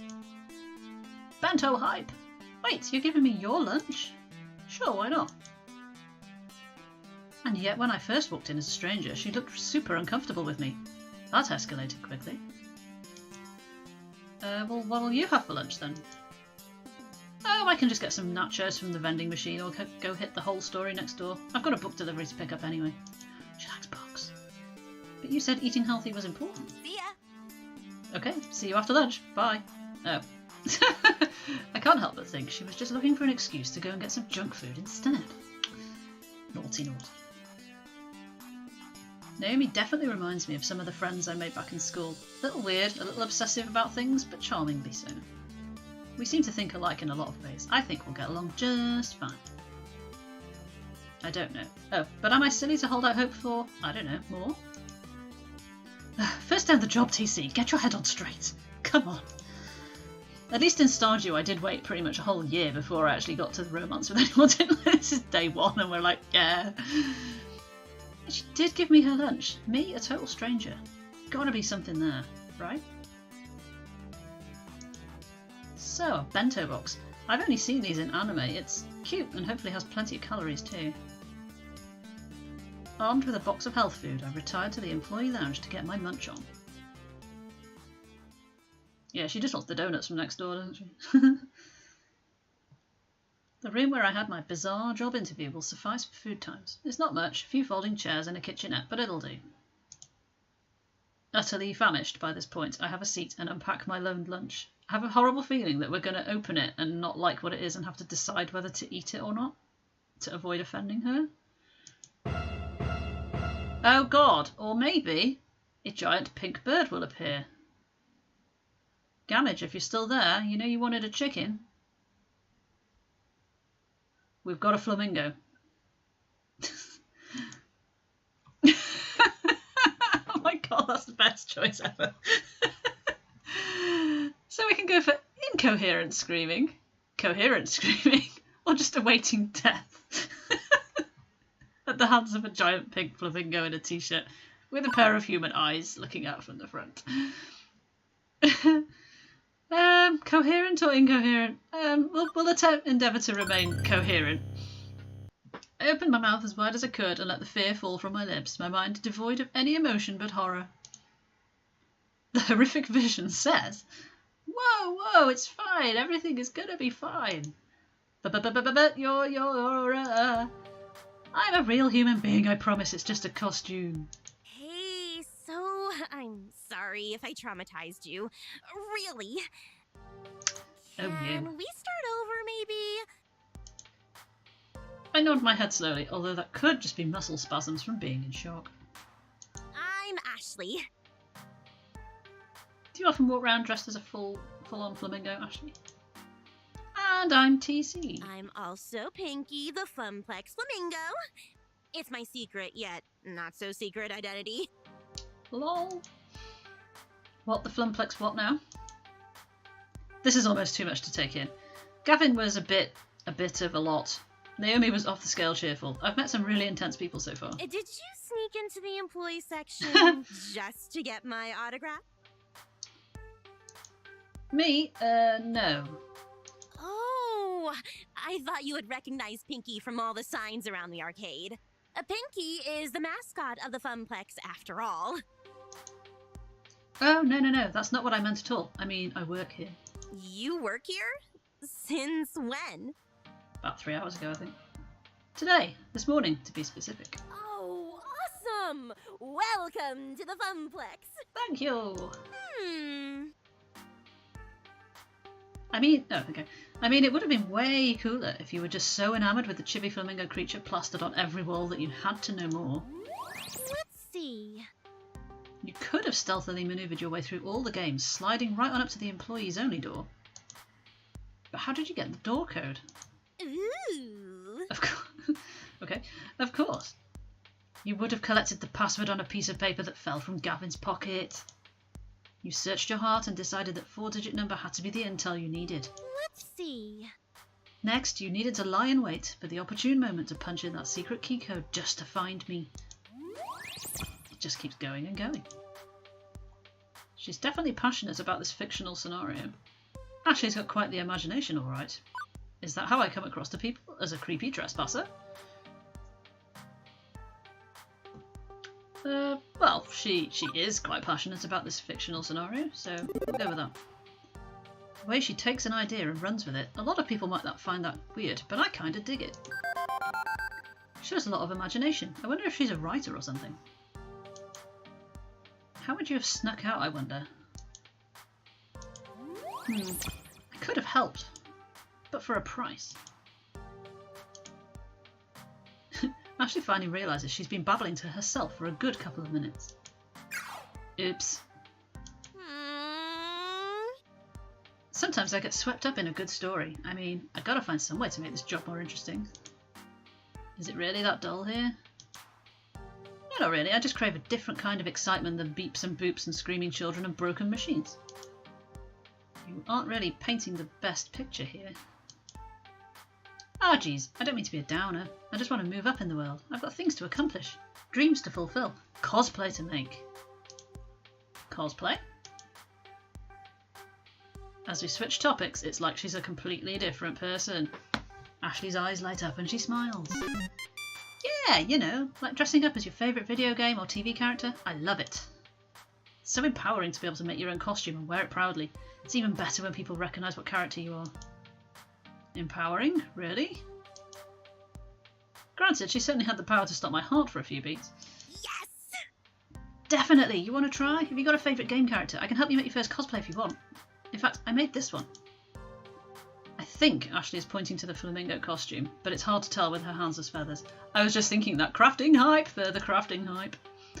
So Pinky is your creation intentionally? Yeah, it looks pretty good for my first mascot cosplay, doesn't it? I'd probably stitch my hands together if I tried that. If you were going for terrifying, then yes. No, let's not say that. I don't know heads from tails, but I can appreciate it. Let's go for quirky. I'm all thumbs when it comes to stuff like that. Literally, if I get enough threads running between them. I'm pretty impressed though. Naomi was going on about craftsmanship of games. Clearly you're digging on craftsmanship of costumes. Oh, thanks. It's nice when hard work is appreciated. I wear it around the Funplex to liven up the crowds, get people pumped to play some games. The kids seem to adore it. That makes sense. Although the arcade has been completely dead so far. No crowds to pump or kids to be adored by. Hey, secret between you and me. She motions for me to come closer, leans in, glances around the room once and then talks in a hushed tone. I did some repairs on Pinky overnight. I had to restitch the left arm, and I was giving her a test drive to make sure it doesn't fall off. Huh. Limbs falling off seems bad. Oh, it was. It does look like it would be a very warm costume, doesn't it? Yesterday I was dancing with a little girl, must have been like 5, 6 years max. Anyway, we were next to Showtime stage and she tugged on my arm and whoosh! Off came the arm. Girl instantly started bawling. Well, at least you are consistently scaring people and it's not just me. Nope. Hey now! I don't want that to happen again. I felt so bad. But enough about me, what about you? So you're Carl's replacement? I guess so. I'm the new floor attendant. I attend to the floor. The floor is a thing I am attending to when I'm not going into cardiac arrest. At least you're funnier than Carl, that's for sure. I can't wait to go home and tell Juniper I do have a sense of humour. She will be so proud. I assume you've already met Francine. Have you had a chance to meet Gavin and Naomi yet? Yeah, I met them already. Seems they aren't too keen on each other. Right? She rolls her eyes and lets out a sigh. I wish they would hurry up and make out already. Oh wow, okay, have I misjudged this situation? Yeah. Wait. What? Seriously? So, are they going out? Ha ha ha ha! Nope.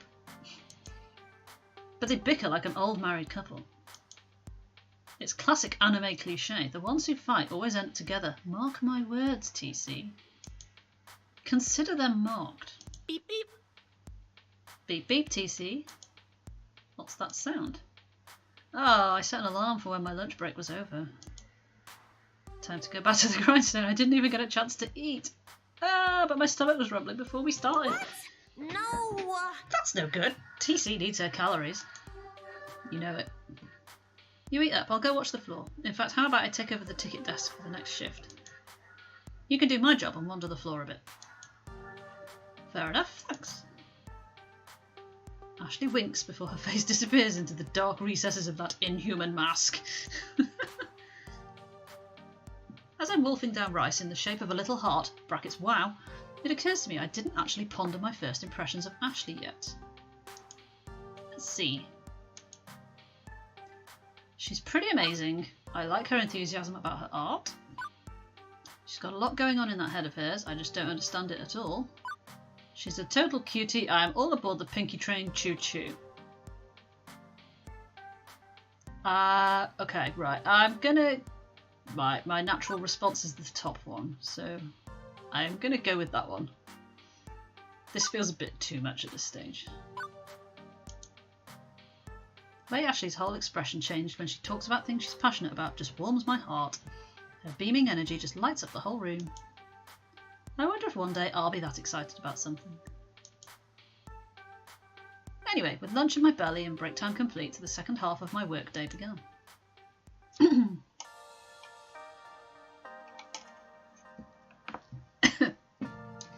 Rolling into the afternoon, the crowd starts to fill out. School's done and late rising pros are heading out to their arcades of choice. With Ashley covering the desk, my job is to wander the floor looking for problems, or potential problems, or just making sure everything's a-okay. But for starters, it's a good moment to collect my thoughts. I think I'm off to a decent start with my co-workers. Good first impressions at any rate. Cooperation's going to be a must. I've had awful co-workers before, they really dragged your day down.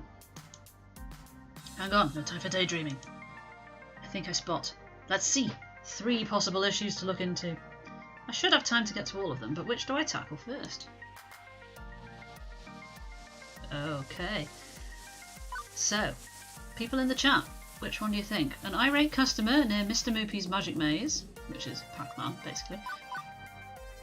Someone cursing up a storm at the Fist of Discomfort. Or a loud crowd around the Showtime stage. I haven't set up a voting system, which I probably should have done, thinking about it, but does anyone have a preference as to what problem we tackle first?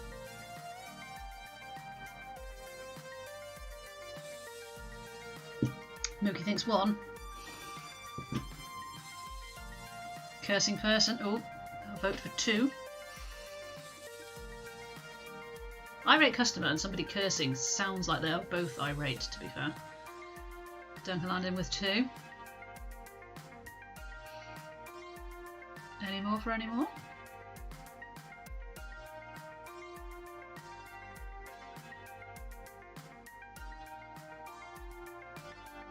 See, if I had set up the vote thing, I could have put a timer on it. Another vote for 2. 2 is doing well here. We all want to know more about the Fist of Discomfort, I think, don't we? Is what that really is all about. What?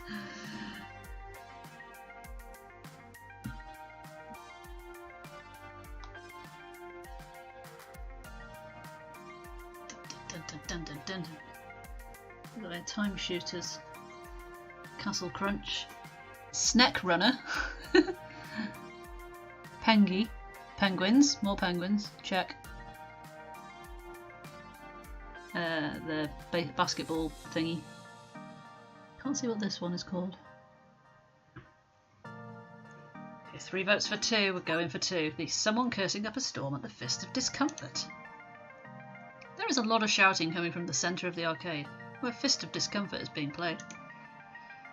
I remember Iris telling me all about it earlier today while I was bored to death at the ticket desk. Fist of Discomfort, or FOD, is one of the most popular games in the esports circuit. It's been a staple of the scene for over 6 years. One year, Team Wicked Prodigies took on the Unreal. Came back to win in the dying seconds of a tiebreaker match to take home a record $5 million prize pot. That's a lot of moolah. And how? So how does it work? It's a hybrid of real-time strategy and button mash brawling. Fight your way down the top and bottom lanes, clearing waves of ninjas to finally topple the enemy dojo. That's the action part. The strategy part involves using special abilities, purchased items, and ninja summons. I really hope I'm not going to have to play this because I would be bad at that. FOD is sheer elegance in its simplicity, the way the different game systems interweave to form one masterpiece of esports perfection. So, summon good ninjas, punch bad ninjas, smash dojo. I'd say boiling down a rich game of action and strategy played the world over by top gamers in such a way is a bit degrading, but sure, okay. All of which is super interesting and stuff, but right now all I care about is dealing with the loudmouth currently playing the game. The closer I get, the louder the yelling gets. Most of these are words that... What the f? Ah. What in the actual... was that? No, those are all definitely words my mother would disapprove of. You've got to be ing me. There is no way that is even plausible. Those hitboxes don't even ing connect. See, I don't know whether I should be swearing like with what she's obviously meaning to say now or not. I don't know. Screw this game. Screw it all night long. We'll go with that. The PC version. Rando Calrissian. That's a fair name and a half, isn't it? Ha ha ha ha! Get wrecked. Oh, this is far from over, scrub. I saved up something a little extra special for you. I've been baiting you into attacking my sensei, which you fell for. Is this... Well, you see, I wasn't going to say that. And he's not here, so he can't defend himself. So we either don't talk about this after, or we hope that he doesn't watch TC on demand. I don't know. I've been baiting you into attacking my sensei, which you fell for. Hard. Oh, hey! Did I forget to mention that I bought an extra ultimate technique scroll from my dojo? Whoops, my B. Wait, what? You haven't been farming? How could... XP share technique with creep waves! Those are words. Take this! Take this! 5-fold effing explosion deathclaw technique! What? How did you defeat me? With that, I think. Oh wow, he's actually defeated as well. No! Oh, GG. Oh, GG, fodder. No one can defeat me, Queen Bee. What a sick burn that was. I'm not sure whether I should be saving this. I'll save it just in case, because I'm not sure if it auto-saves. I think it does, but... GG, I know, right? She is our resident, like, super gamer. My dry eyes, painfully blinking, make me realise that I've been standing here watching intently during that whole exchange. I'm not 100% certain... Oh, working chef is now following. Thank you very much. Are you working currently? Are you supposed to be working? Thank you for the follow. Welcome aboard. We're witnessing some esports melodrama going on here. Ah, heart to you too. No worries, Robin. Thank you for coming. See you later. How are you doing, working chef? This was like watching a train wreck. I mean, if the train was the arcade game and the wreck was that guy's face. Hey, kid. What are you staring at? She's got yellow eyes. Never seen a champion of my caliber before? But let's be honest, she is the yellow-themed character, so we're always going to love her, aren't we? Oh, seeing as I don't even know how to begin to start to even consider how to respond to her question, I opt to take a moment and collect my thoughts. From what I've somehow gathered, she goes by Queen Bee. That jacket she's wearing identifies her as a member of L7 Gaming, an arcade esports team. Oh, you're getting started for the day. You must be in a different part of the world then. Does that put you... 5 minutes. Does that put you West Coast America? Mid-America? I'm not hugely certain about time zones and stuff. I know East Coast is 5 hours behind us, so... Or Canada, or anywhere in that latitude, longitude. She's the most direct, fierce person I've met all day. And that's saying a lot, considering who I've run into so far. She'd be fun to hang around, no doubt. Why so rude though? What a sore winner. Talk about a dominating personality. I feel the urge to kneel and submit. Wow. Okay. Let's go with something non-committal. With that level of excitement always gushing out, I can only imagine how much enjoyment she gets out of life. Ah, West Coast. Ah, my rudimentary maths was correct. Ah, well, it's nice to see you. Welcome along. Thank you for the follow. Are you an Arcade Spirits fan? Were you looking for streams of this game? Or just browsing? Or did you randomly stumble across me somewhere else? What can I say? People love winning, and it seems like she wins a lot. At least between bursts of, what did Iris call it? Saltiness? Hey, don't just stand there all weird and quiet-like. It's creepy. Okay, maybe I'm not so keen on her. Oh, okay, yeah. You might be the yellow-themed character, but she snaps her fingers to grab my attention. Are you gonna f***ing quarter up or not? Wow, okay. I'm a little bit scared, actually. Think you can best the hottest rising star of L7? No. From what I've seen, I know I couldn't best a scrub, let alone a professionally competitive player of this game. Oh, you're in the Discord! Oh, thank you for coming along and following. Have you played this yet? Do you love it? I'm guessing if you're in the Discord, you probably must be a bit of a fan. So. I think a lot of people have finished it and sort of like they're playing it inside out, aren't they? No, no thank you. Plus, I'm not sure I'm allowed to play games while I'm working. That's never stopped me. You work here? Yes, me. And what's your job? Hassling me? I'm actually pretending to work here. Shh. I enforce arcade law within this noble funplex. Oh, nice. You're in the later chapters. How much did you laugh when Francine told you how her husband passed away? And I know that as a sentence in itself that sounds wrong, but he died in bed. Yeah. I'm gonna go with the basic reply here. You bet, I was just hired earlier. I'm the new floor attendant. If the game eats your quarter, come to me. Ha ha ha! Wait, you're serious? Okay then, welcome aboard this runaway train. Hey, they haven't given you a name tag yet. How am I supposed to know who you are? You could ask me. I think that was actually a weird tactic to have me introduce myself to her. I'm TC. I did technically just start working here 6 hours ago, so it might take them time to issue me a name tag. Maybe they need to send a carrier pigeon to an ancient monastery where name tags are forged in a vast clay oven.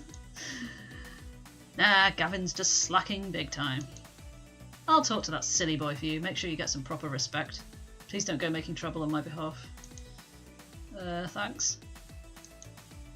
No problem. We gamers gotta stick together. I'm Queen Bee, by the way.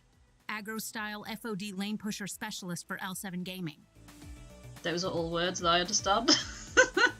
Hey, it's Cautious Waffle! Hello! How are you? We are working in an arcade. You laughed a lot too. It was been the biggest laugh that I've had so far. I've laughed a lot, but that was the biggest one so far. I am really good, thank you, Waffle. I adore this game. I love it. We've only been working in this arcade for 6 hours and we've already decided who we're going to romance and lots of other things. I figured that when you put your arms over your head, cheered and shouted, "No one can defeat me, Queen Bee." Hey, I do not sound like that. You kind of do. Well, maybe a little. Anyway, so literally waiting for her to speak. Anyway, I'm one of the regulars around here, besides Purr and Tio. Purr. So you'll be seeing a lot of me in the future. Let's hope you last longer than the last guy. Oh great, now she's even making my job into a competition. Am I a family-friendly streamer? As in, do I swear? I don't not swear. I don't swear a lot, but sometimes the odd word slips out. Given that I'm only reading stuff out, I won't be swearing today, if that helps. If you're asking because there's a child around you or something. I hope there isn't a betting pool too. You seem like a smart kid. You've seen one of my many streams on the internet, right? Haha. Nope. I literally have no idea what you're talking about. Whoa. Really? Have you been living under a rock for the past decade? If you consider a small yet formidable apartment a rock, then yes. Oh, you sweet child. You are so innocent and pure. Come, let me show you the path to darkness. There's the internet. Isn't it though? Nope, no. That's the Nope Octopus gift. Nope. Sure, I'd like to learn more. Will it hurt or traumatise me? Nah, let's go in and learn more. It is part of my job to know all about the games here. And if Queen Bee is going to give me some insight on the culture around this game, I should take advantage of that. Lead me further in the dark abyss, my mistress. Yeah. I think, yeah, Queen Bee will be swearing more than me, put it that way, Working Show. I only swear if I get angry at something, which is usually a platforming game, because I'm not very good at that sort of thing, so it's usually out of mass frustration. I can't see this game frustrating me at all. Upon further inspection, I see the whole haphazard pile of tech she's rigged up. You can't just plug one of these cabs into the internet, so I use a number of clip-on webcams and mics and stuff. Oh, she streams from the arcade. Wow, that is clever. I've never seen that on Twitch. That webcam there broadcast to my own personal PC back home, which then streams matches live to all my fans. The chat room appears on my phone. Cost a bit to put everything together, and it takes like half an hour to rig up and test every morning, but after doing this here for a couple of years, it's easy peasy. Oh, I see what you mean. Right, okay, yeah. Yeah, like I say, I mean, I don't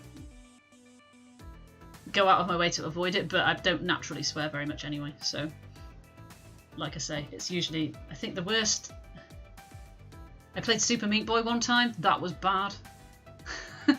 And on the occasions where I've played Octopath Traveler and it's really dealt me a bad hand in terms of a boss battle, that has led to frustration, but on the whole I'm pretty chill, so yeah. There's too much anger and stress in life, isn't there, to add to that. Aside from Naomi grinding her teeth at my clip-on cameras, damaging the paint job, I mean. Ooh, tension. Anyway, I prefer to stream from the Funplex than from home. There's so much to miss out on sitting by your lonesome with the console version of FOD. The crowds, the wicked trash talk, the community. It literally does depend on the game, doesn't it? Because, you know, how many games have I played? There's probably occasions where I've sworn during Stardew, which you wouldn't have thought, but yeah. Are you broadcasting live right now? Are we live right now? Nope, no way. Ha ha ha ha! Hell no. That was part of my warm-up matches. I've got a pretty big tournament coming up, so I try to get as much practice in as possible. Even if it is with a bunch of fodder. As in fod. Duh. As in, you know, chum. Lunch meat. Scrubs. Losers. I get the idea, yes. Queen Bee sees something out of the corner of her eye and glances around the arcade floor. She gives a nod to someone hanging near the Street Fighter TM cabinet. Ah, my crew is starting to trickle in. Should be starting team practice soon. You would think, would you not, that if pro esports gamers are using this arcade to stream from and like have tournaments and do whatever from, that it wouldn't be struggling as financially as it is. You think it would have the sort of the associated kudos that that has?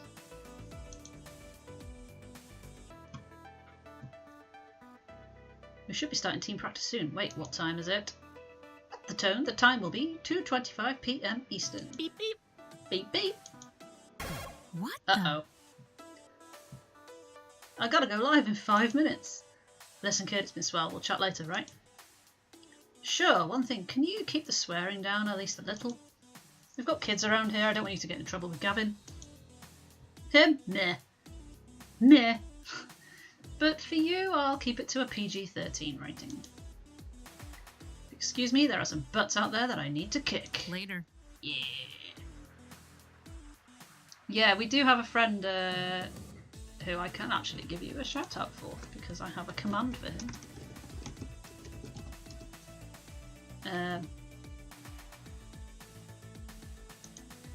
Pretty sure that's not the command that I set up. Oh, no. I know what I meant to have done there. I know what I meant to have done. That will be that. Yeah, he substitutes the word badger for when he really wants to swear because he's got 3 kids that are always around when he's streaming and stuff, and he's very good at censoring himself to the point that it's almost quite amusing. With a wave and a twirl, she completely abandons me and returns to the Fist of Discomfort game. Queen Bee fires up her broadcast rig, and the shouting and the milder swearing start up again. Should probably get out of here before I accidentally end up on the stream. Yes. Not on camera, please. Passion seems to run deep in this arcade. Everybody's spirit burning with passion for, well, various things, but hey, passion's passion. Mookie there with the badger. I need a drink. There's a lot of talking. She seems to like me, which will make my job easier in the long run. There's a huge FOD community in this arcade, despite only being a tiny strip mall joint. Good to know. Let's see what to handle next. Right, the other vote was for Mr. Moopy's Magic Maze, which I am intrigued by, so we'll go with that. My mutant floor attendant senses detect danger from the left side of the arcade. I quickly rush all of 30 feet to the scene of the crime already in progress. Ooh, angry rando. Does look quite angry. Come on.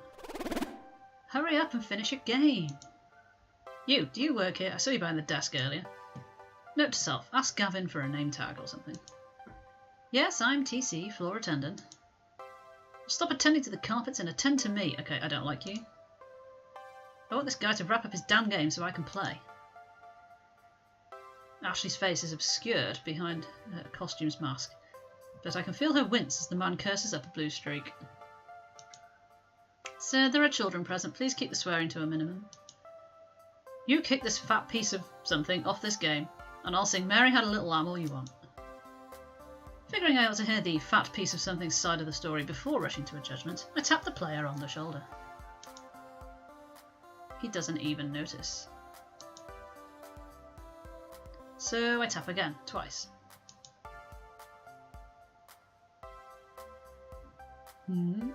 Yeah, John streams on Monday nights and Friday nights. On Monday he plays Mario Monday, so he's currently playing Paper Mario. And on Friday he does Friendly Fridays, which is kind of a lot of people playing different Switch games together, basically. So they are very nice streams. He's a lovely guy.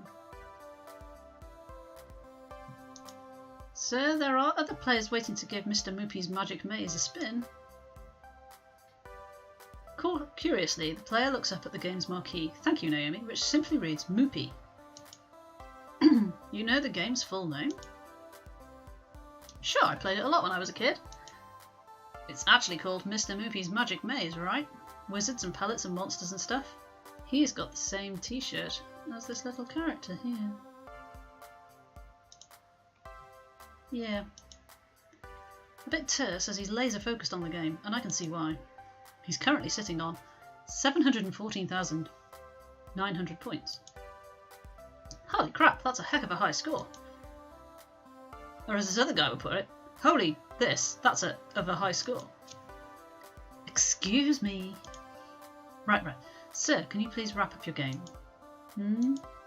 No. Keeping good pace here, plenty of lives stocked, on par for getting close to the world record before the kill screen.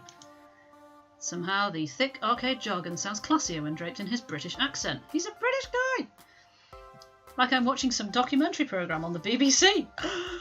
British hype! Yeah, but this is a public arcade. Other folks want to play the games too. He finishes clearing the current board while pondering the predicament. Okay. Gamage might get this game. You totally should, dude. First, I think he's stepping away to end his game, but as he's letting his stock of 50 extra dudes... British hype! Thank you for the bits, Duncan. Of course, with my voice, they're all British, but you know. He's letting his stock of 50 extra dudes slowly deplete. Oh, and a host as well! You get the happy clapping hosting otter! Thank you very much. He pulls out his wallet. Without pause, he pulls out $3,000 in cash and holds it out. Will this cover it? What? For a moment, I flash back to that movie where some dude pays another dude to sleep with his wife and they roll around in bed covered with money and, I love... Otters are my thing. I love otters, so there are various otter gifs and things for different alerts. Anything cute, and that's my vibe. Cover what exactly? The cost of the game? The game itself? I have never seen this much raw cash in one place at any given time. It's not even 20s. Dudes rolling in Benjamins, which if I was American would mean something to me. I'm assuming that's $50 bills? I don't know what that means. Benjamin Franklin's, I guess. One moment please. On it! Fortunately, Iris already has my messenger app open for me with Gavin's contact info preloaded. Hundreds! Oh right, okay. Wow, he is... yeah. Trembling fingers, I key in. Customer wants to buy Moopy for 3k, what do? In less than a minute, I have my response. Considering we paid $200 for it, plus parts, yes, absolutely yes, sell that relic immediately. Gavin is all about the cha-ching. Well, okay then. Although, how's Naomi going to react to this? Offloading one of her darlings just because Gavin wants to make a 15-fold profit. It also feels kind of weird to be taking advantage of this guy's lack of a grasp of the real costs of old arcade machines. I knew all this workplace drama was going to catch up to me at some point. But with this rando breathing down my neck, I've got to make a decision. Oh god, we've got to make a decision. Ah! Okay, guys. The game was $200, but I'm not sure we should sell. 3,000 sounds about right. It's yours. I'm not sure if we should sell this game. Thing is, if we sell it to him and he takes it away, he's probably not going to appear again, is he? He's one of the characters we can romance. 3, it'll only go up in value. True. See, I don't want to disappoint Naomi as well.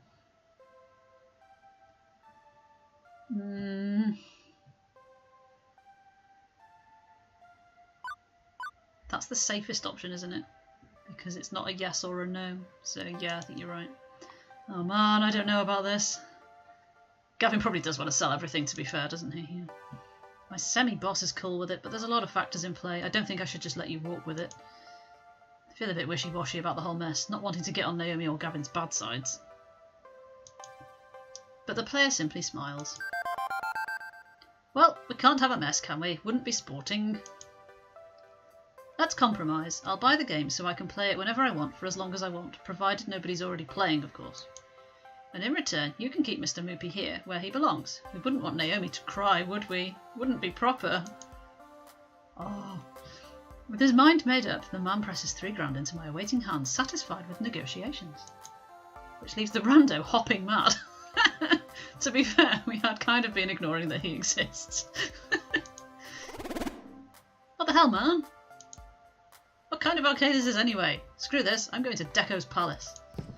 I think you should. We lost a customer, stomping his way out. Stomp, stomp, stomp. But we made $3,000, so...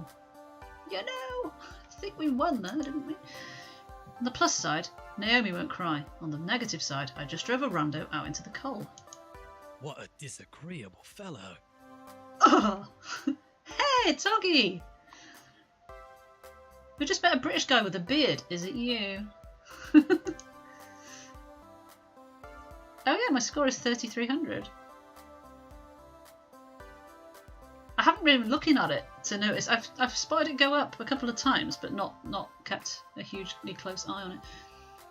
How you doing, Oggy? As for the player, well, he goes right back to playing, eating pellets, zapping ghost monsters, clearing mazes. Too much hair. Ah, alas. In your younger days, maybe. With the crisis behind us, I can actually focus on who this gonzo rich guy actually is. He seems to care about more than just his game. Splashing around the cash, aren't we, Mr. Moneybags? Is that a valid noise that a person would make? Digging that dad bod. Oh my god. I really want to say that. I think I am as well. I think I'm going to say it just to see. That cuddly, cosy teddy bear physique, the Benedict Cumberbatch accent, and he's soaked in compassion and empathy for others. Yes, please. He could have just waltzed out of here with that game. He didn't. He cares more than money and more than his own high scores. I am really well, thank you, Oggy. I have had a great weekend. Great weekend. Topped off with streaming this at the end of Sunday is just like the best. He's more mature than me, by which she means older, but that's more than okay in my book. I've always been attracted to that age bracket. Penguins. Penguins? I'm sure he could teach me a thing or two. Benedict Cumberbatch, as we know, looks like an otter, so the circle is complete here, I think. About Moopy, right? I mean, yeah, about Moopy.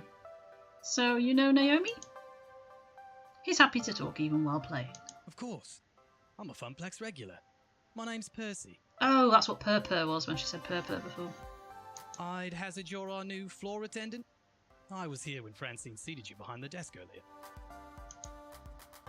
That's me, TC Lovesgames, Arcade Wrangler. Kind of want that on something. What can I put Arcade Wrangler on? On my Twitch bio or something. I'm going to screenshot that. Mookie with the host. Thank you, Mookie. You get the honour. Look how happy he is. Happy clappy hosting gotter. Well then, it's a pleasure to make your acquaintance, and I look forward to getting to know you better. Mm-hmm. So you've seriously just been playing Moopy all day, huh? What can I say? Arcade It's Wrangler. my calling. I actually owned a Moopy cabinet once. Had it in my flat. But playing it by myself, all alone in the dark, it's not the same. I need the atmosphere. He almost sounds slightly Australian. The beeps and boops. No, those you eventually learn to filter out. I mean, everything. The games, the lights, the kids, the feeling of being in an arcade. I score my best when I'm in real-world conditions. All the otters. Thank you for the hosts. Otter hype. It's all about the emotions. The laughter and the tears. The excitement of competition. I think it's like, you know, sometimes you hear people saying that they were in like America or Canada, for example, and people thought that their British accent was Australian. I think it's perhaps that. There's certain British accents that a borderline could be either, but also both at the same time. And I think this guy's got that sort of accent. I need that swirling chaos of human emotions around me to play at my finest. Mm-hmm. Naomi gets that. I'll carry on. Naomi gets that. She keeps Moopy in top condition for the day I eventually land my high score. What's the current world record then? About 3.5 million. You guys. This guy's been standing here since I was working the morning shift, hours and hours, and he's still only about 720k into his game. Can't imagine him being in anything but top health condition to try this. He's got to have legs made out of carbon fibre and a bladder of tungsten. I just let a few extra lives drain out whenever I need to go pee. Wow, strats everybody, strats. Also, he may be psychic. I feel like I should let him go back to the game, but burning questions, they burned like fire. You must have a solid job, good income, bit invasive, bit asking things you shouldn't be asking. So gonna get your Moopy dipped in gold. Your score's more important than your bank balance. It's clearly this one, isn't it? Clearly. If it was me tossing around green like that, I'd have my game coated in solid gold and encrusted with diamonds. Gold's heavy. It'd break through the floor. At mentioning money, he loses interest. Not that he's annoyed, he's just far more focused on his maze than any financial tips. Pizza bagel. Pizza bagel? Right, pizza bagel's on Discord now. But, you know, it'd be shiny, right? Right? Huh? Don't think so. Ooh, I don't throw around money to impress people. Have we angered him? Money removes obstacles, nothing more, nothing less. It's a tool like any other. I do day trading, stocks and bonds, but I'm here for Moopy, not to offer fiscal advice. It's fair enough. I don't think in this game I actually have any money to do any fiscally things with, so yeah. Right. My ill-fated attempts at humour piffling out, I decide to let it go. Oh, okay, yeah, I haven't. There's been a lot of Discord pinging on my phone, I've been ignoring it. He's getting more and more distracted by the game. I should leave him be. I have to do a thing about a thing. Be seeing you, Ms. Lovesgames. That sounds so weird. Yet another weird encounter in a string of weird encounters.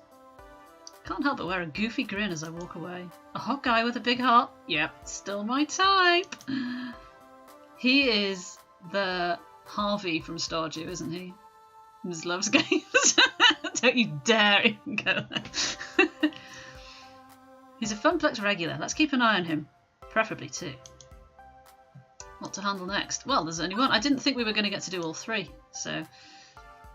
In the distance I see a number of people gathering, which is surprising given since the first half of my shift was complete and utter solitude.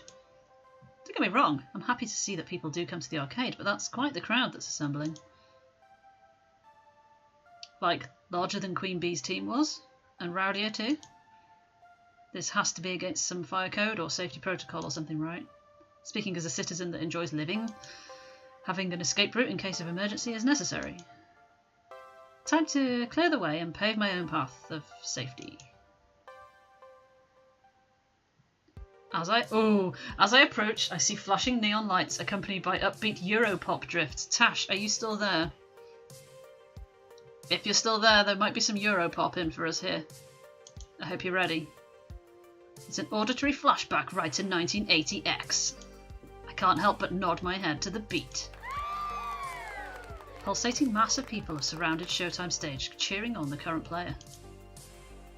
The game itself takes up a whole corner of the arcade, requiring a fair amount of space to actually play. Here's Iris to tell us more. Showtime stage is an ultra-modern arcade smash hit.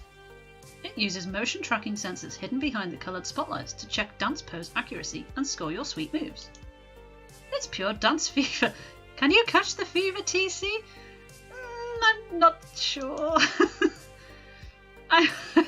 Excellent comeback. I had my dance fever shots at the doctor's office earlier this season. Nice. As the dance ends, one of the players hops down from the stage and immediately starts talking to a young man leaning up against the back wall. She's got TC Lovesgames nails, look. Oh my god. That's awesome. And she's T-Crew. This is just like written for me. What the heck? Did you see that, Tio? I got my first AA on Stop the Beat. Hell yeah! Hell yeah!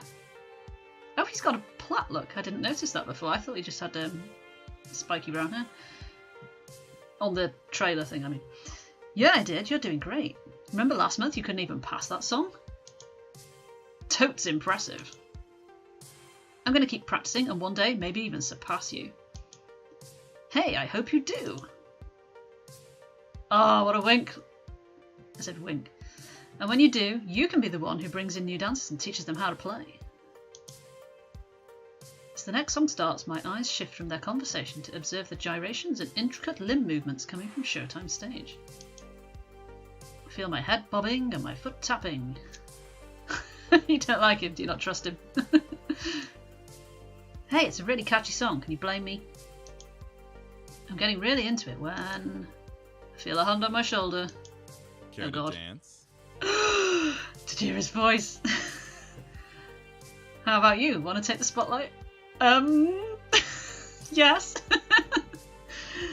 Sure, I can learn as I go. Let's dance. What, in public? I think not. Surely not, good sir. Oh, dance with a hottie like you? Absolutely. I can feel my cheeks flush lightly. A cute boy just asked me to dance with him. Oh my goodness. Granted, it's for an imported arcade dancing game rather than Junior Prom. But this rarely happens to me. This is true. How much wine have I had? None. I do not drink before streaming, Cowham, you know this. Responsible streamer. I can't promise that I won't drink wine before I record any of it for YouTube, though. That may well happen. Well, what? Me? Really? Hello. That's amazing. You. And only you. How could I resist to ask a gal such as yourself? I'm totally being suckered in here, aren't I? It's such a heartbreaker. You caught my eye the moment you walked over. Hey, wait. You're new here, right? Yes, very. Name's Mateo, but everyone here just calls me Teo. Oh, so it's Teo, not... I've been saying Tio. Don't call that written to like, are you my dad or something? Like... oh, nice, yeah, good pick. Teo's the best, says the dancing rando. Boogie Woogie Rando says, greatest guy here. Wallflower Rando says, he's sort of like our leader, yeah? Oh, please, I'm nothing really. He looks directly into my eyes. I crumble to the floor slightly. Nothing as special as you. Oh, Teo. I just like to show newbies the ropes and teach them how to play. Our community is small, but we're all super close. Oh. I think you'd be a perfect addition to our gang. I can't join your gang, I work here. So, what do you say? Play our silly dancing game? Teo outstretches his arms to me, waiting for my hand to grab his. Excuse me, why are there two negative options here? Oh, hello, Pixel Crashers. I'm dancing with a cute boy. Art imitates life, right?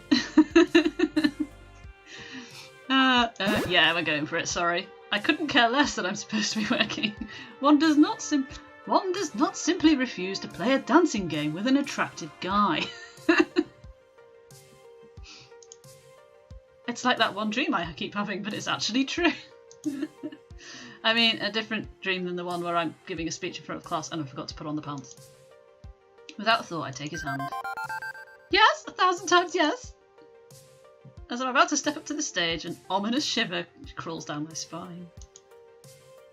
I glance over and spot Ashley standing behind the ticket counter. Oh dear. Ah, Will with the host! Happy clappy hosting order. I know I can't see her face behind the mask, but I can totally sense she's glaring daggers my way. Oh dear. It's creeping me out. On second thought, I'm actually supposed to be working right now. I'm the new floor attendant, TC. Really? But I haven't seen you around here at all. What happened to the other guy? He was actually pretty good at Showtime Stage, now I think about it. He's out, I'm in. It's currently year 0 of the floor attendant TC regime. Omelette sandwiches? Hang on, sidebar. What? Are you obsessed with these omelettes since that machine? The soufflettes? We've not found love, but we've started flirting with 3 different people, so... yeah. Hello there. Well, it's an honour to meet you, TC. I hope we get to know each other well. Oh, he's winking at me. Oh my god. Indeed, and also verily indeed. There's someone who loves Showtime Stage as much as you do. I haven't actually seen you play yet. True, most of the time during these meetups, I tend to let everyone else play. I go around and make sure everyone is happy and having a blast. It is Stardew all over again, isn't it? At least with Stardew, we started out focusing on one and then moved to the others. This is kind of like, I think we're going to hedge our bets, and I did say winking yes. What about you and your feelings? Teo shrugs. And makes that noise. My happiness comes from making other people happy. Oh, that's all I need in life. Oh, you see, he's lovely. Which is all well and good, but I still need to deal with this crowd. How best to handle it? Right, okay, so... do you want to film a workplace safety video? We need to seriously talk about crowd sizes. Can you disperse your fans for me, please?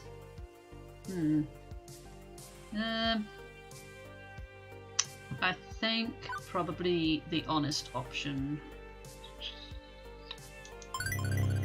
I know you're having a ball over here, but this crowd is blocking the emergency exit. By law, we do have to keep a path present. Can't you let it slide just this once? No, rules are rules, man. For me, no,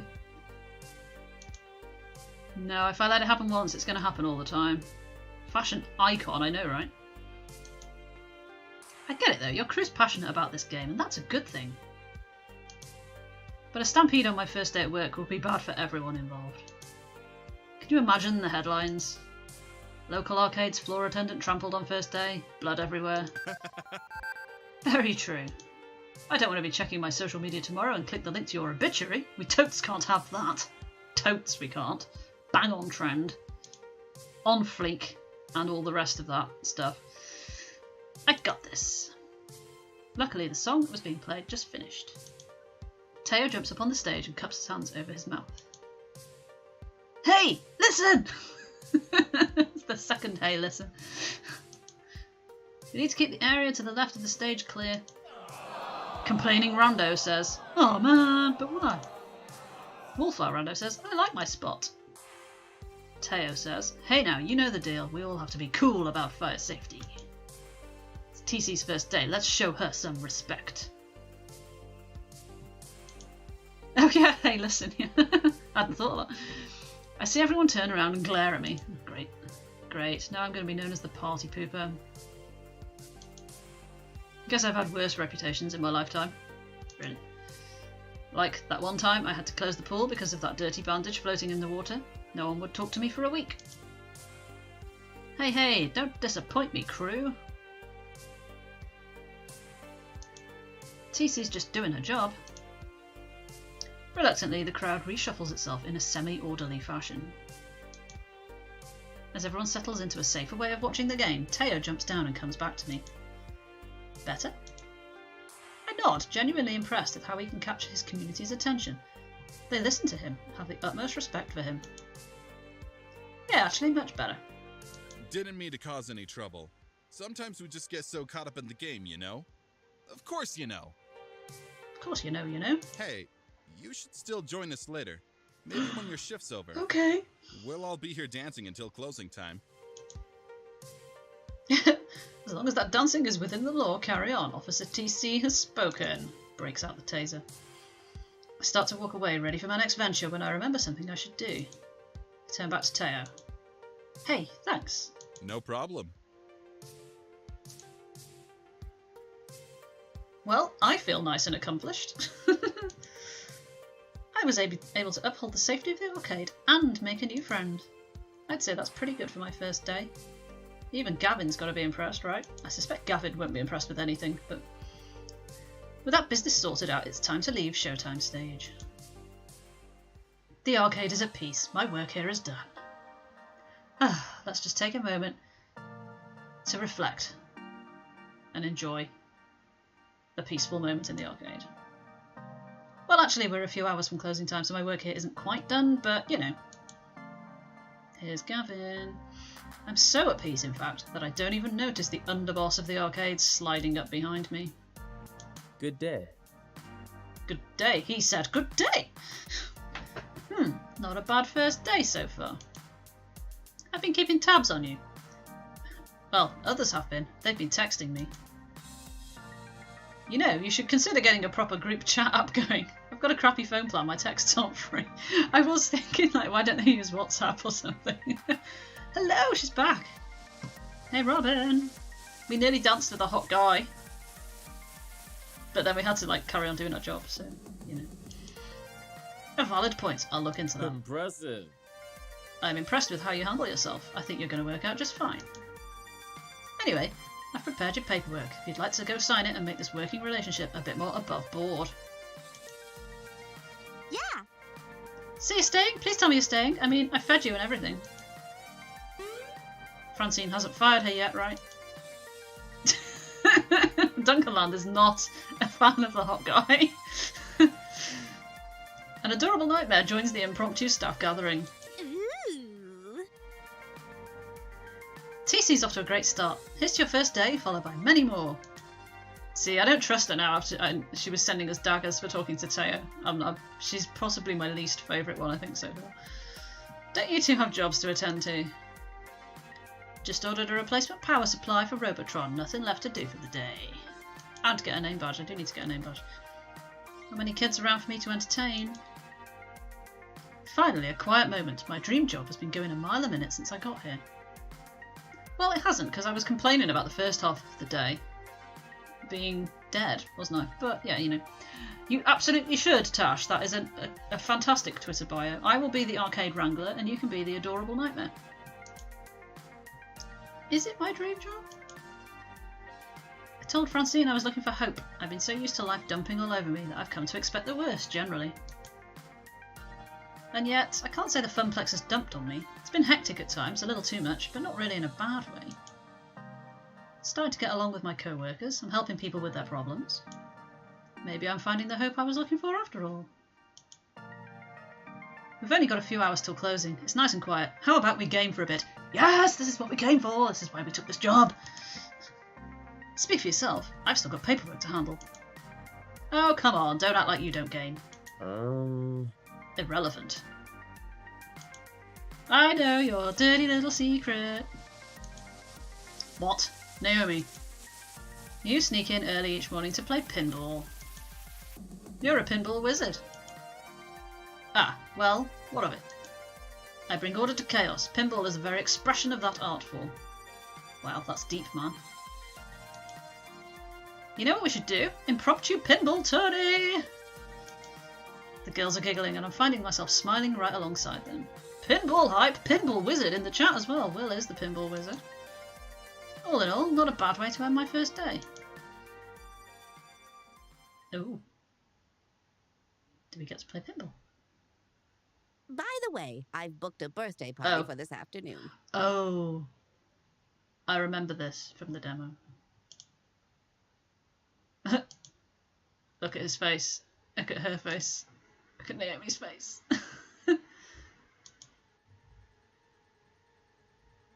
Can you hear the music?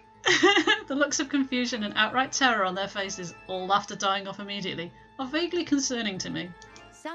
Sorry, I meant to tell you, dears, but I plumb forgot. A birthday party. How old are the kids, may I ask? It's her 5th birthday! Oh, to be young again. For 5-year-olds? Naomi starts pulling at her hair, eyes wide and trembling. Throwing ski balls overhand into the glass, jumping up and down on pinball machines, putting chewing gum into coin slots, pulling at my costume, tearing off pieces of it. Birthday terror hype, thank you. Naomi, Ashley, keep it together. We've survived kids' birthday parties before. Doom! Doom! The end is nigh! An amazing reaction. I'd hate to get in the way of all the fun. Yep, it's time for my afternoon Francine! nap anyway. How dare you? How can you do this to us? Have fun, dears.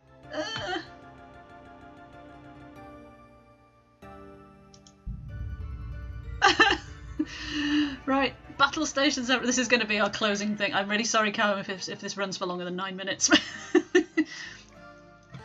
I'll take ticket desk so we can oversee operations. Ashley, greet the kids. Naomi, watch for hardware damage. TC, roaming duty. Look for trouble, do what you can. Prepare yourselves. They are coming. Like an oncoming tidal wave, the rumble is felt before it is seen. Parents pulling into the parking lot, minivans disgorging kindergartners, and suddenly... Ah!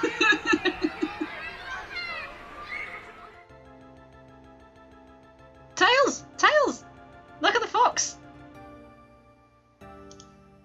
An explosion of small humans rushes the doors, bursting into the arcade before scattering every which way. Even before any of them can get tokens, they're grabbing at joysticks, mashing buttons, eager to get their game on or even just pretend to be playing.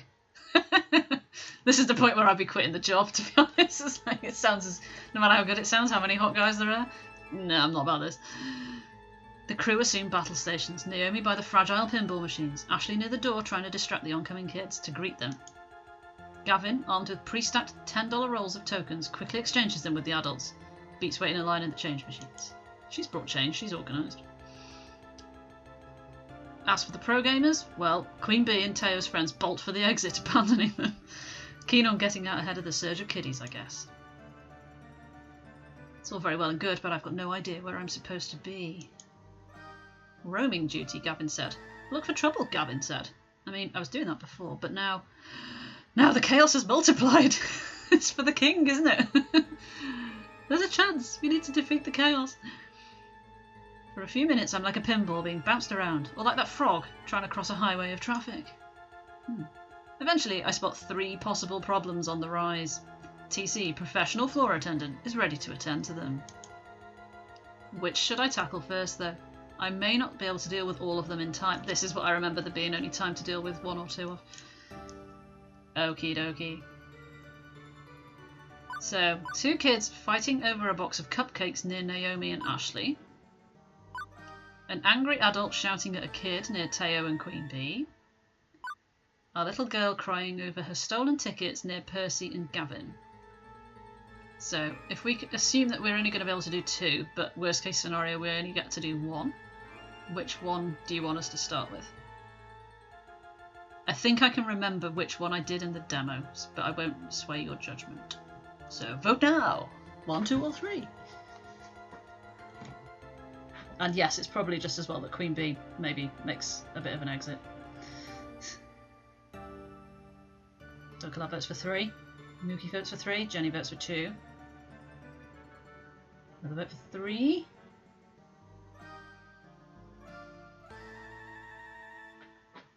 Cake fight, 1.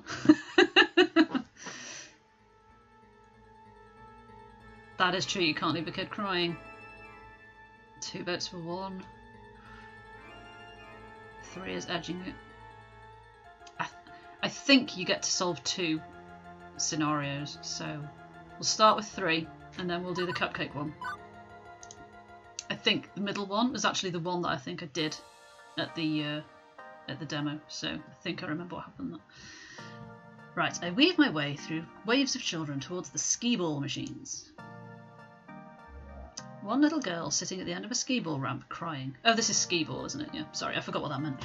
No parent in sight to settle her, so the task falls to me. Bloody parents, where are they, eh? Where are the parents? Guessing I should be more cautious about this sort of thing, what with lawsuit-happy parents lurking over by the vending machines ignoring their kids. But floor attendant TC decided to take the case all the same. Hey, my name's TC and I work here at the arcade. What's wrong? Can I help? Her sobbing pauses as she looks up at me. This reminds me of the Final Fantasy VII logo. The meteor. Crying girl says, I lost my tickets. Someone stole them from me. You only just got here. How have you had time to lose tickets? I played and I won a bunch of them, but then I put them down and I was talking to a friend and now they're gone. I glance around, but in a sea of kids, it's impossible to say who the thief could be. I don't even have any more tokens to play with. I spent them all on skee ball and my tickets are all gone now. Wah! The lesson learned here is do not put your tickets down in the arcade, guys. Hit them with the pool cues. Wow, Will, simmer down. Violence is not the answer. We'll figure this out somehow. Although I've got no clue where to even start, to be honest. Maybe there was a witness to the crime. Percy would have had a good view of it, based on where Moopy is positioned.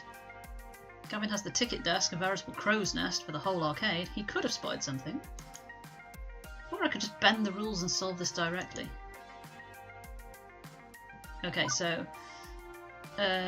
deal with this quietly if Percy can identify the culprit. Gavin had to see where the tickets went, or he'd know what to do, at least via the arcade policy. I do respect policy. I have big respect for policy, so... Or just give them some replacement tokens from my own stash. I'll take the heat, no problem. That feels wrong. So we can ask Percy, or we can see what Gavin says about the policy.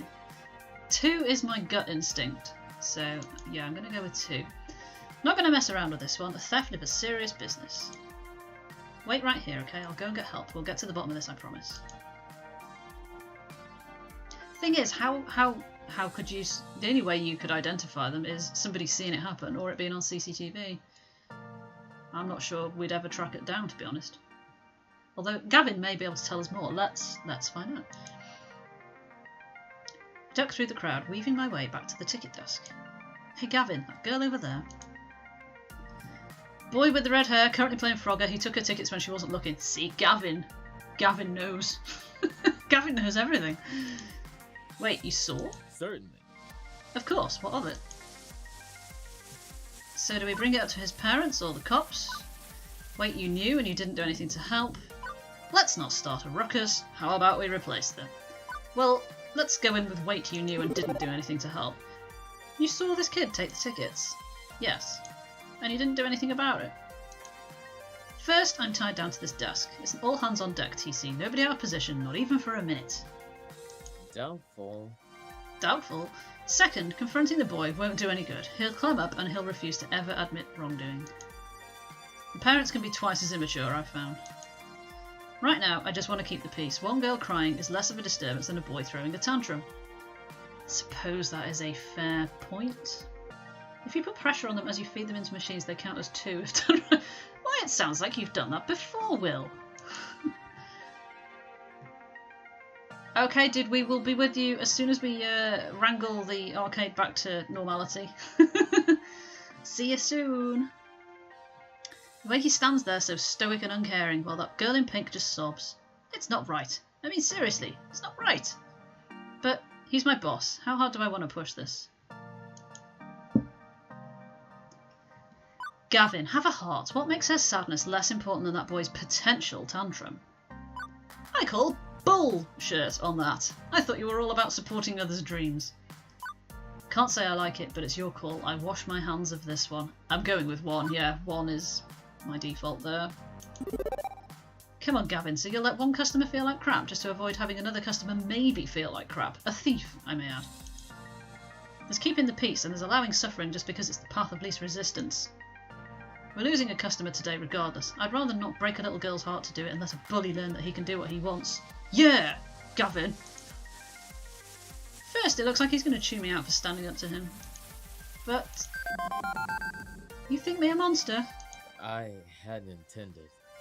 Of course I feel bad about this. I feel bad for her, and he shouldn't get away with it. I'm just trying to protect the arcade as a whole. Then do it. Protect the arcade by protecting the gamers and their dreams. He sighs like a stress release valve yawning open and closed. Indeed. Indeed, and also verily. You're right, of course. Apologies. Focusing on the big picture does tend to leave me apathetic to each individual brushstroke. My apologies, TC. I'm lucky I had you to put me back on track. Your predecessor wouldn't have stood up to me like this and shown me how wrong I was. Now let's sort this out properly. Oh yeah, he totally looks like he did it, doesn't he? Gavin walks right up to the kid, who's busy hopping a frog around in traffic. Wouldn't mind seeing this kid go play in traffic myself. Wow. Boy. Bratty rando. Oh. What do you want? Can't help but notice that roll of tickets in your pocket. Big winner, are you? The biggest. Got 'em all playing that spinny colour game over there, see? Really, it's funny. See, I own that game. May I see your roll, please? I don't want to show you. This is exactly what when you're like when the police arrest chavvy folk. It's like I didn't do nothing, kind of that sort of speech. It's like, this is a future arrestee.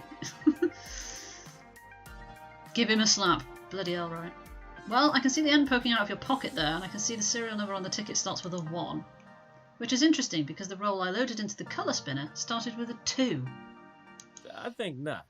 Meaning those tickets were one playing skee-ball, specifically by that girl over there, and you took them. You're a liar. Leave me alone. I'll yell for my mom. Seriously? He's got such a withering seriously, hasn't he? Seriously? I imagine he's got a killer eyebrow if he chooses to raise it as well. Do you really want to risk having your mom believe me instead of you? How about you give me the tickets back and walk away?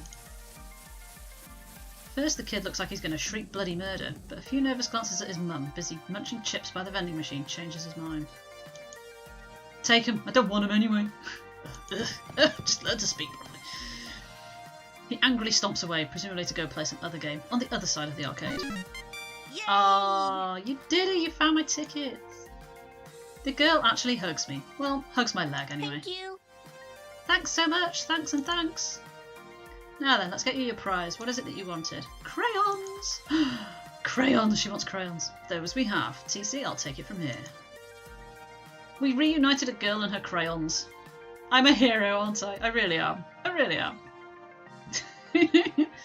That's a fuzzy, happy feeling right there. No time to rest on my laurels. I've got other arcade dreams to defend. Oh, I know. That's that sorted out, but the other two situations are about to spin out of control.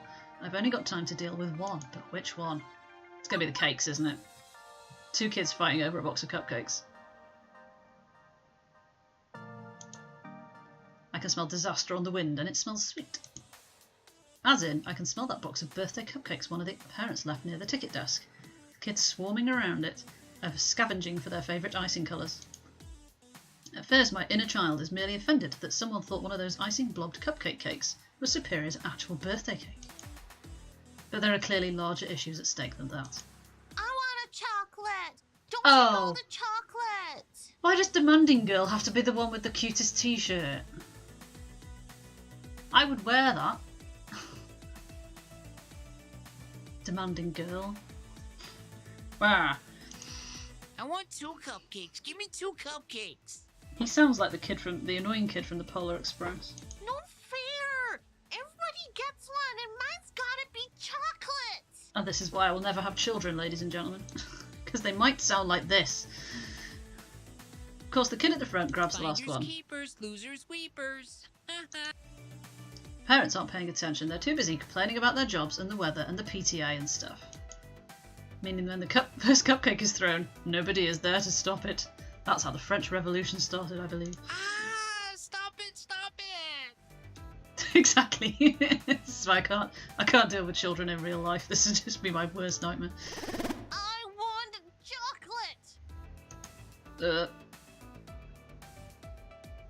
As blobby wads of icing and sponge cake go flying, I glance over to the coin-op games, which are about to get caught in the crossfire.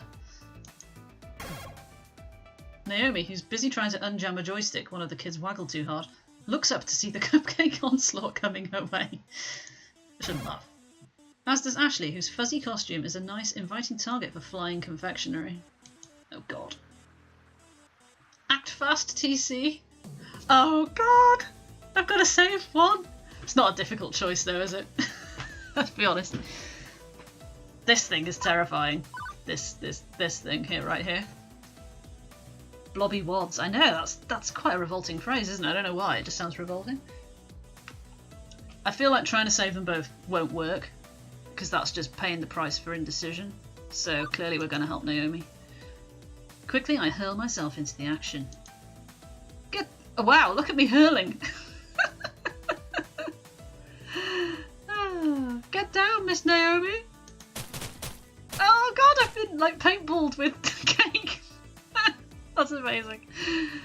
Numbness sets in as multiple rounds of frosting-coated mortarfire impact against my body.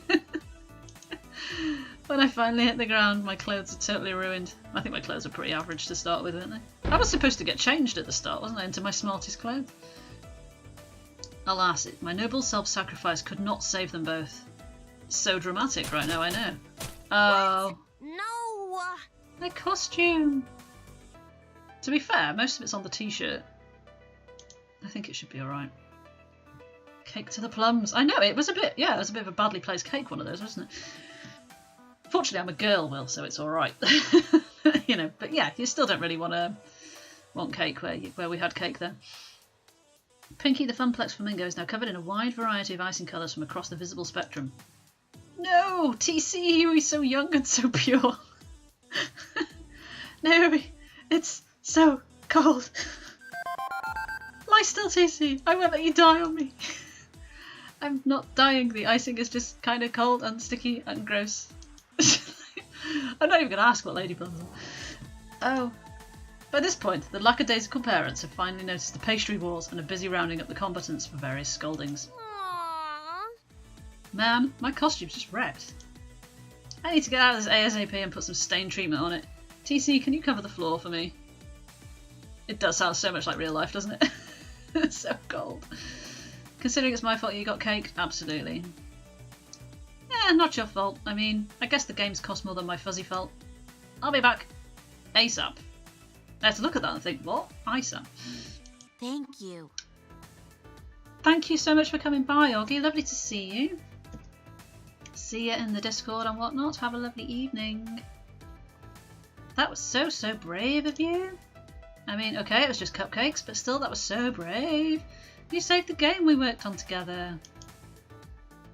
Actually, it's only now that I noticed the joust game that was protected from a severe and sustained cupcaking. I'm Naomi's hero of the day. Such a hero. She's smiling at me expectantly. Quick, TC! Say something cool. Buh. I'd take a cupcake for you any day, Naomi. No mere human pastry can defeat me. So joust is okay, no damage? That's boring and fruity, isn't it? Well, let's go all out charm offensive, shall we? If we were cornered in a cold dark alley one horrible night, assaulted by baked goods, I'd happily take the sugar hit for you. Oh. Well, in the amazingly unlikely event of exactly those circumstances happening, it's good to know I have someone protecting me. Woohoo! My knight in shining icing. I'd better finish up my work here and get out of the way of the party, and you've got more work to do. Good luck! Brief nod from Gavin, I snatch one of the official Funplex t-shirts to replace my cupcaked top. A few minutes in the bathroom to change and wipe the icing off my pants, because the icing hit an unfortunate part of our pants.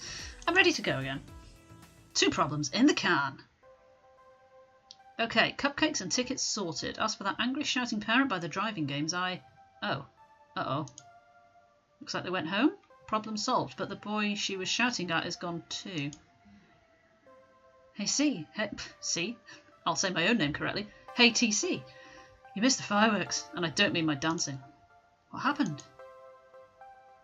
Queen Bee glances back briefly in the middle of playing some samurai-based fighting game. Oh, something was screaming at this kid for no good reason. Eventually, the parents got into a shouting match. Teo talked them both down, but they decided to bail on the party. All I did was point out that we were right next to a donut shop frequented by some very well-read cops. Drat, I was hoping to cool things off so they could keep enjoying the party. Don't sweat it, gal, you did good work out there. Yeah, I saw that impromptu cupcake shooting gallery, what a mess. And those stolen tickets? How have they seen this from all the way across the across the arcade? Man, kids can be jerks, but you gave it your best. You're looking pretty run down though, why not take a break? I have a solemn and sworn duty to bring peace to my arcade. Screw that, go take 5. Well, truthfully, I am pretty worn the heck out after all that. Teo's right, I need to step away from this craziness, if only for a few minutes. Teo, what do your elf eyes see? What do your beautiful eyes see? She has, was it True Blood when the vampires weren't thirsty? They had yellow eyes. Or was that Twilight? I don't know. I've seen like the first Twilight film, but none of the others. Their eyes change colour, don't they, on whether they were hungry or not. So she's like a not hungry vampire? Maybe. Yeah, True Blood's what came to mind first, I don't know. After a silent nod from Gavin to confirm it's cool with him, I slip away, headed for the employee lounge. Curb the swears. Yeah, lady. Queen Bee. What a day. Quirky co-workers, die-hard pro-gamers, volatile kids getting into volatile situations. I'd say it's a recipe for wackiness or some such cliche, but nothing's an easily dismissed cliche when it's happening to you directly. Frankly, I'm exhausted. I dropped down into one of the cheap folding metal chairs in the employee break room, groaning and rolling my head back to try and work the kinks out of my sore shoulders. This was me 2 weeks ago, literally doing exactly that. Spot an upside down kid. What? What the hell? See, I think his eyes are shut and he's got tears, but that looks almost like his eyes are not in the right place. That is quite scary. Huh. Understatement of the year. Oh wait, I'm the one leaning backwards. I sit up and turn around instead. Yeah, he's crying. Thank God for that. This got odd very quickly. Better. Wait, what's a kid doing back here?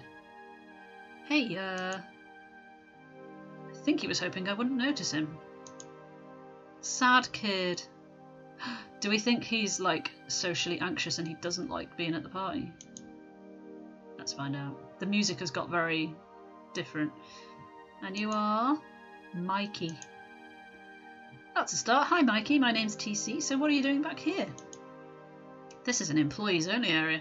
Apostrophe. Or no apostrophe. Wait, there's a keypad. How did you get in? Guy at the desk dropped this. He holds out a piece of paper with the door code written on it. Huh. Score 1 for Ashley's wild storytelling being more fact than fiction. Okay, but you can't stay back here. It's... Well, I don't see any knives or stabbing implements left out in the open, so I guess it's technically safe, but... Please don't send me back out there. Oh, okay, he's speaking. Well, this is curious. I lean in so we can be on the same eye level. Something wrong? You can tell me, I work here. I'm the gal who solves problems. No problems, just don't want to go out there. Don't you want to play with your friends? And he gives me the most cynical, bitter laugh I've ever heard out of a kindergartner. I don't got any friends. Oh. I don't know anybody here. My family just moved to the city, and before that we lived in another city. And one more for that, but I was too little to remember. Didn't she say that the birthday person was 5 years old? These kids all seem older than 5.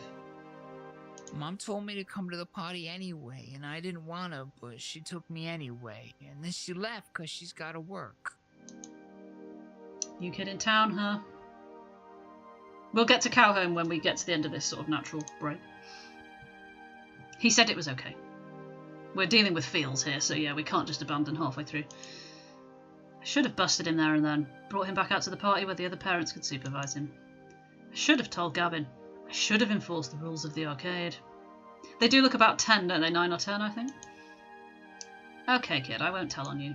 If you want to stay back here for the rest of the party, I'll keep you company. Thanks, you really won't tell my mom? She's not here, so no, but nope. Why? I thought you'd want to make me go. You're an adult like Mom.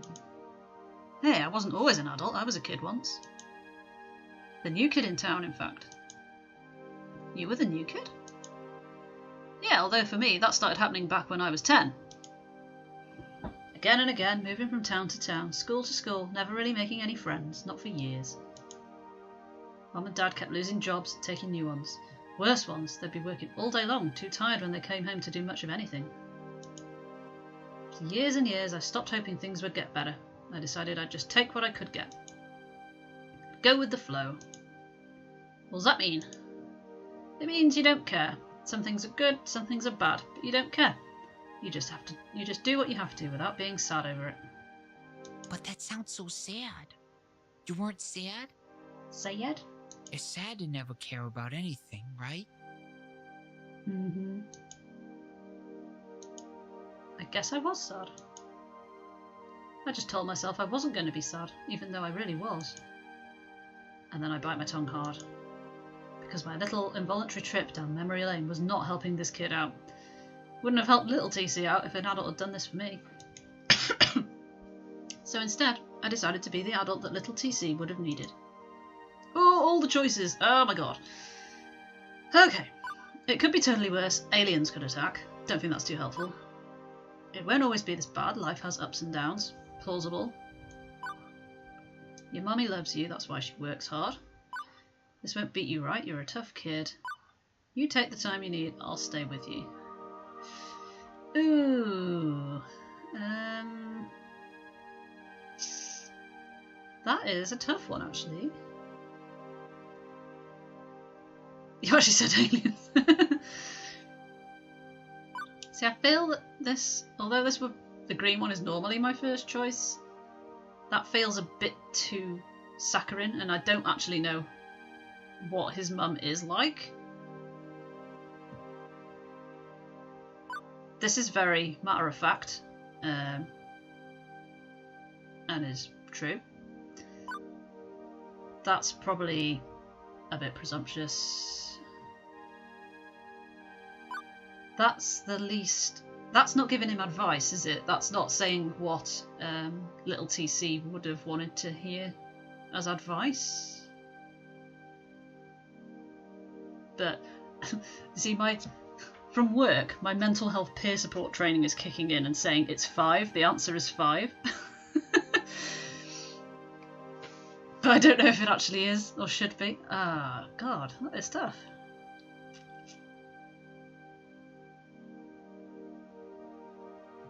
This is a bit like spa music, actually.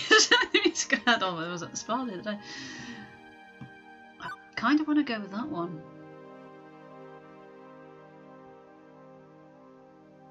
Mook's decided on 3. Oh, a bit of a mixture in the chat there. Bit of a mixture. My gut instinct, I feel like this one isn't really advising him. I don't know what impact it has later in the story, if any at all, but this would probably be my reaction if... Yeah, this isn't advice, this is like trying to make him feel better, which isn't advice, so...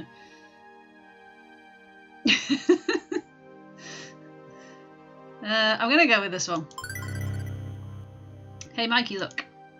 Both of us have had some sad times, but it's not always going to be like that. Now I work here at an arcade. I help people play fun games all day. How cool is that? And I did make a friend eventually, a nice girl named Juniper. She helps me when I'm feeling bad and I help her. I won't lie to you, you'll still feel sad sometimes. Life can be really difficult. Yeah, that's what part of me wanting to say 5 was, Robin. And probably if when I play this through again to like do a different type of playthrough, I'll try 5 and see what happens. It won't always be difficult. If you keep your head up, you can ride through the good and the bad parts. Is there anything in your life that's always good, no matter what? This is a very potentially dangerous question. Mikey thinks it over a little. I like cartoons. And I can watch those no matter where we live. See, no matter how sad you get, you'll always have your cartoons. Any city you live in will have them. See, there's good things along with the bad. That's until his favourite cartoon gets cancelled or something, right? But yeah, okay, moving on. Does anybody else at your school like the same cartoons you do? Don't know. Do you want to find out? There's a super easy way. Just ask them. Really? Really? You'd be surprised. Okay. Miss TC? Oh, you did your safeguarding training again, yeah. You know where I'm coming from. Do you like Ultra Warrior Unicorn Rainbow Champions too? Oh my god. I bloomin' love Ultra Warrior Unicorn Rainbow Champions. Reruns, yeah, true. They'll always be there, won't they? I suppose, same cartoons. Who wouldn't love something called that, I know, right? Don't tell your mum I used that word, which I censored in my own. The kid grins, amused that he's caught me swearing. And then, well, we're both laughing. Because I'm just an ordinary person now, not an authority figure. I make mistakes. We both have highs and lows. Still not convinced he's 5. Hey, I bet some of the kids out there love Ultra Warrior Unicorn Rainbow Champions. I mean, who doesn't? How about we go back out there and you can ask the other kids what cartoons they like. You'll never know till you ask. The language, what an outrage! I don't know. I'm not saying they'll all be your friends. Some won't, but some will. Good and the bad, Mikey. You get both if you look, and it's worth looking for the good. Thank you. I'll go talk to them. That's the spirit. Take his hand to lead him back out to the main room. Not sure I should be taking his hand, but okay.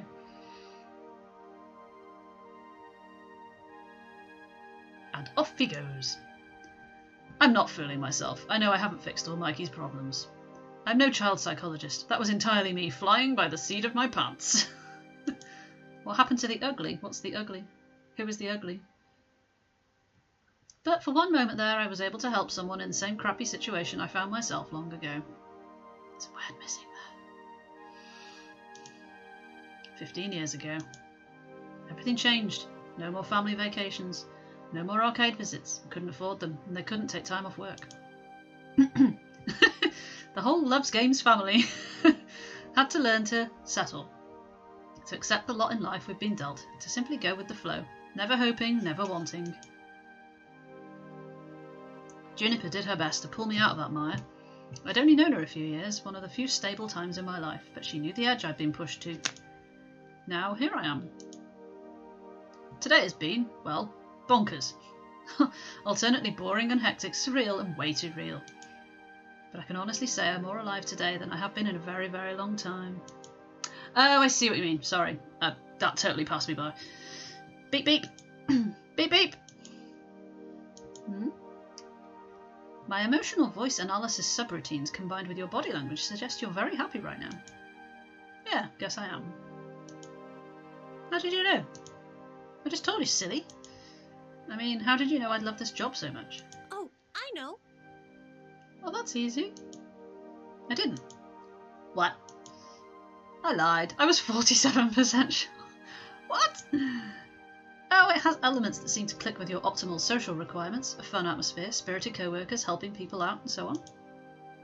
Also, I cross-reference your roommate's postings talking about how much you enjoyed arcade visits when you were a kid.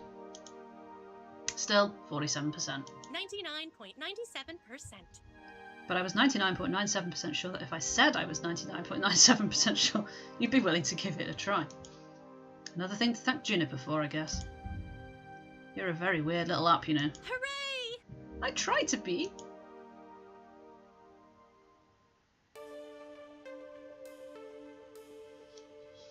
I feel like this has got to be the close of the chapter. From the cars pulling up in the parking lot, it looks like the party's over. It's just about closing time for the arcade anyway. Most of the gamers have filed out by now, if they haven't already fled the tidal wave of kiddies. My first impulse is to go bug Gavin about my paperwork, but I can wait.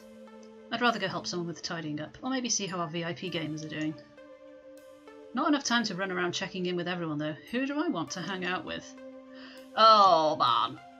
It's 5 to 9. I need to be finished by 9 for real life reasons, so I am going to call it here, and when I carry on playing I'm going to pick one of these and start recording it for the YouTubes, and hopefully play through a whole story and you can watch along.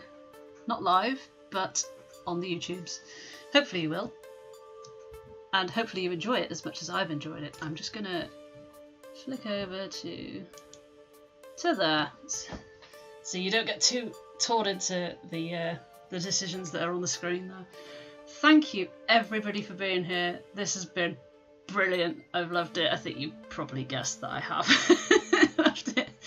It's awesome. I knew I was going to like it, and I do. Even though I'd seen a good portion of that before, it was still brilliant to see it again and to share it with you.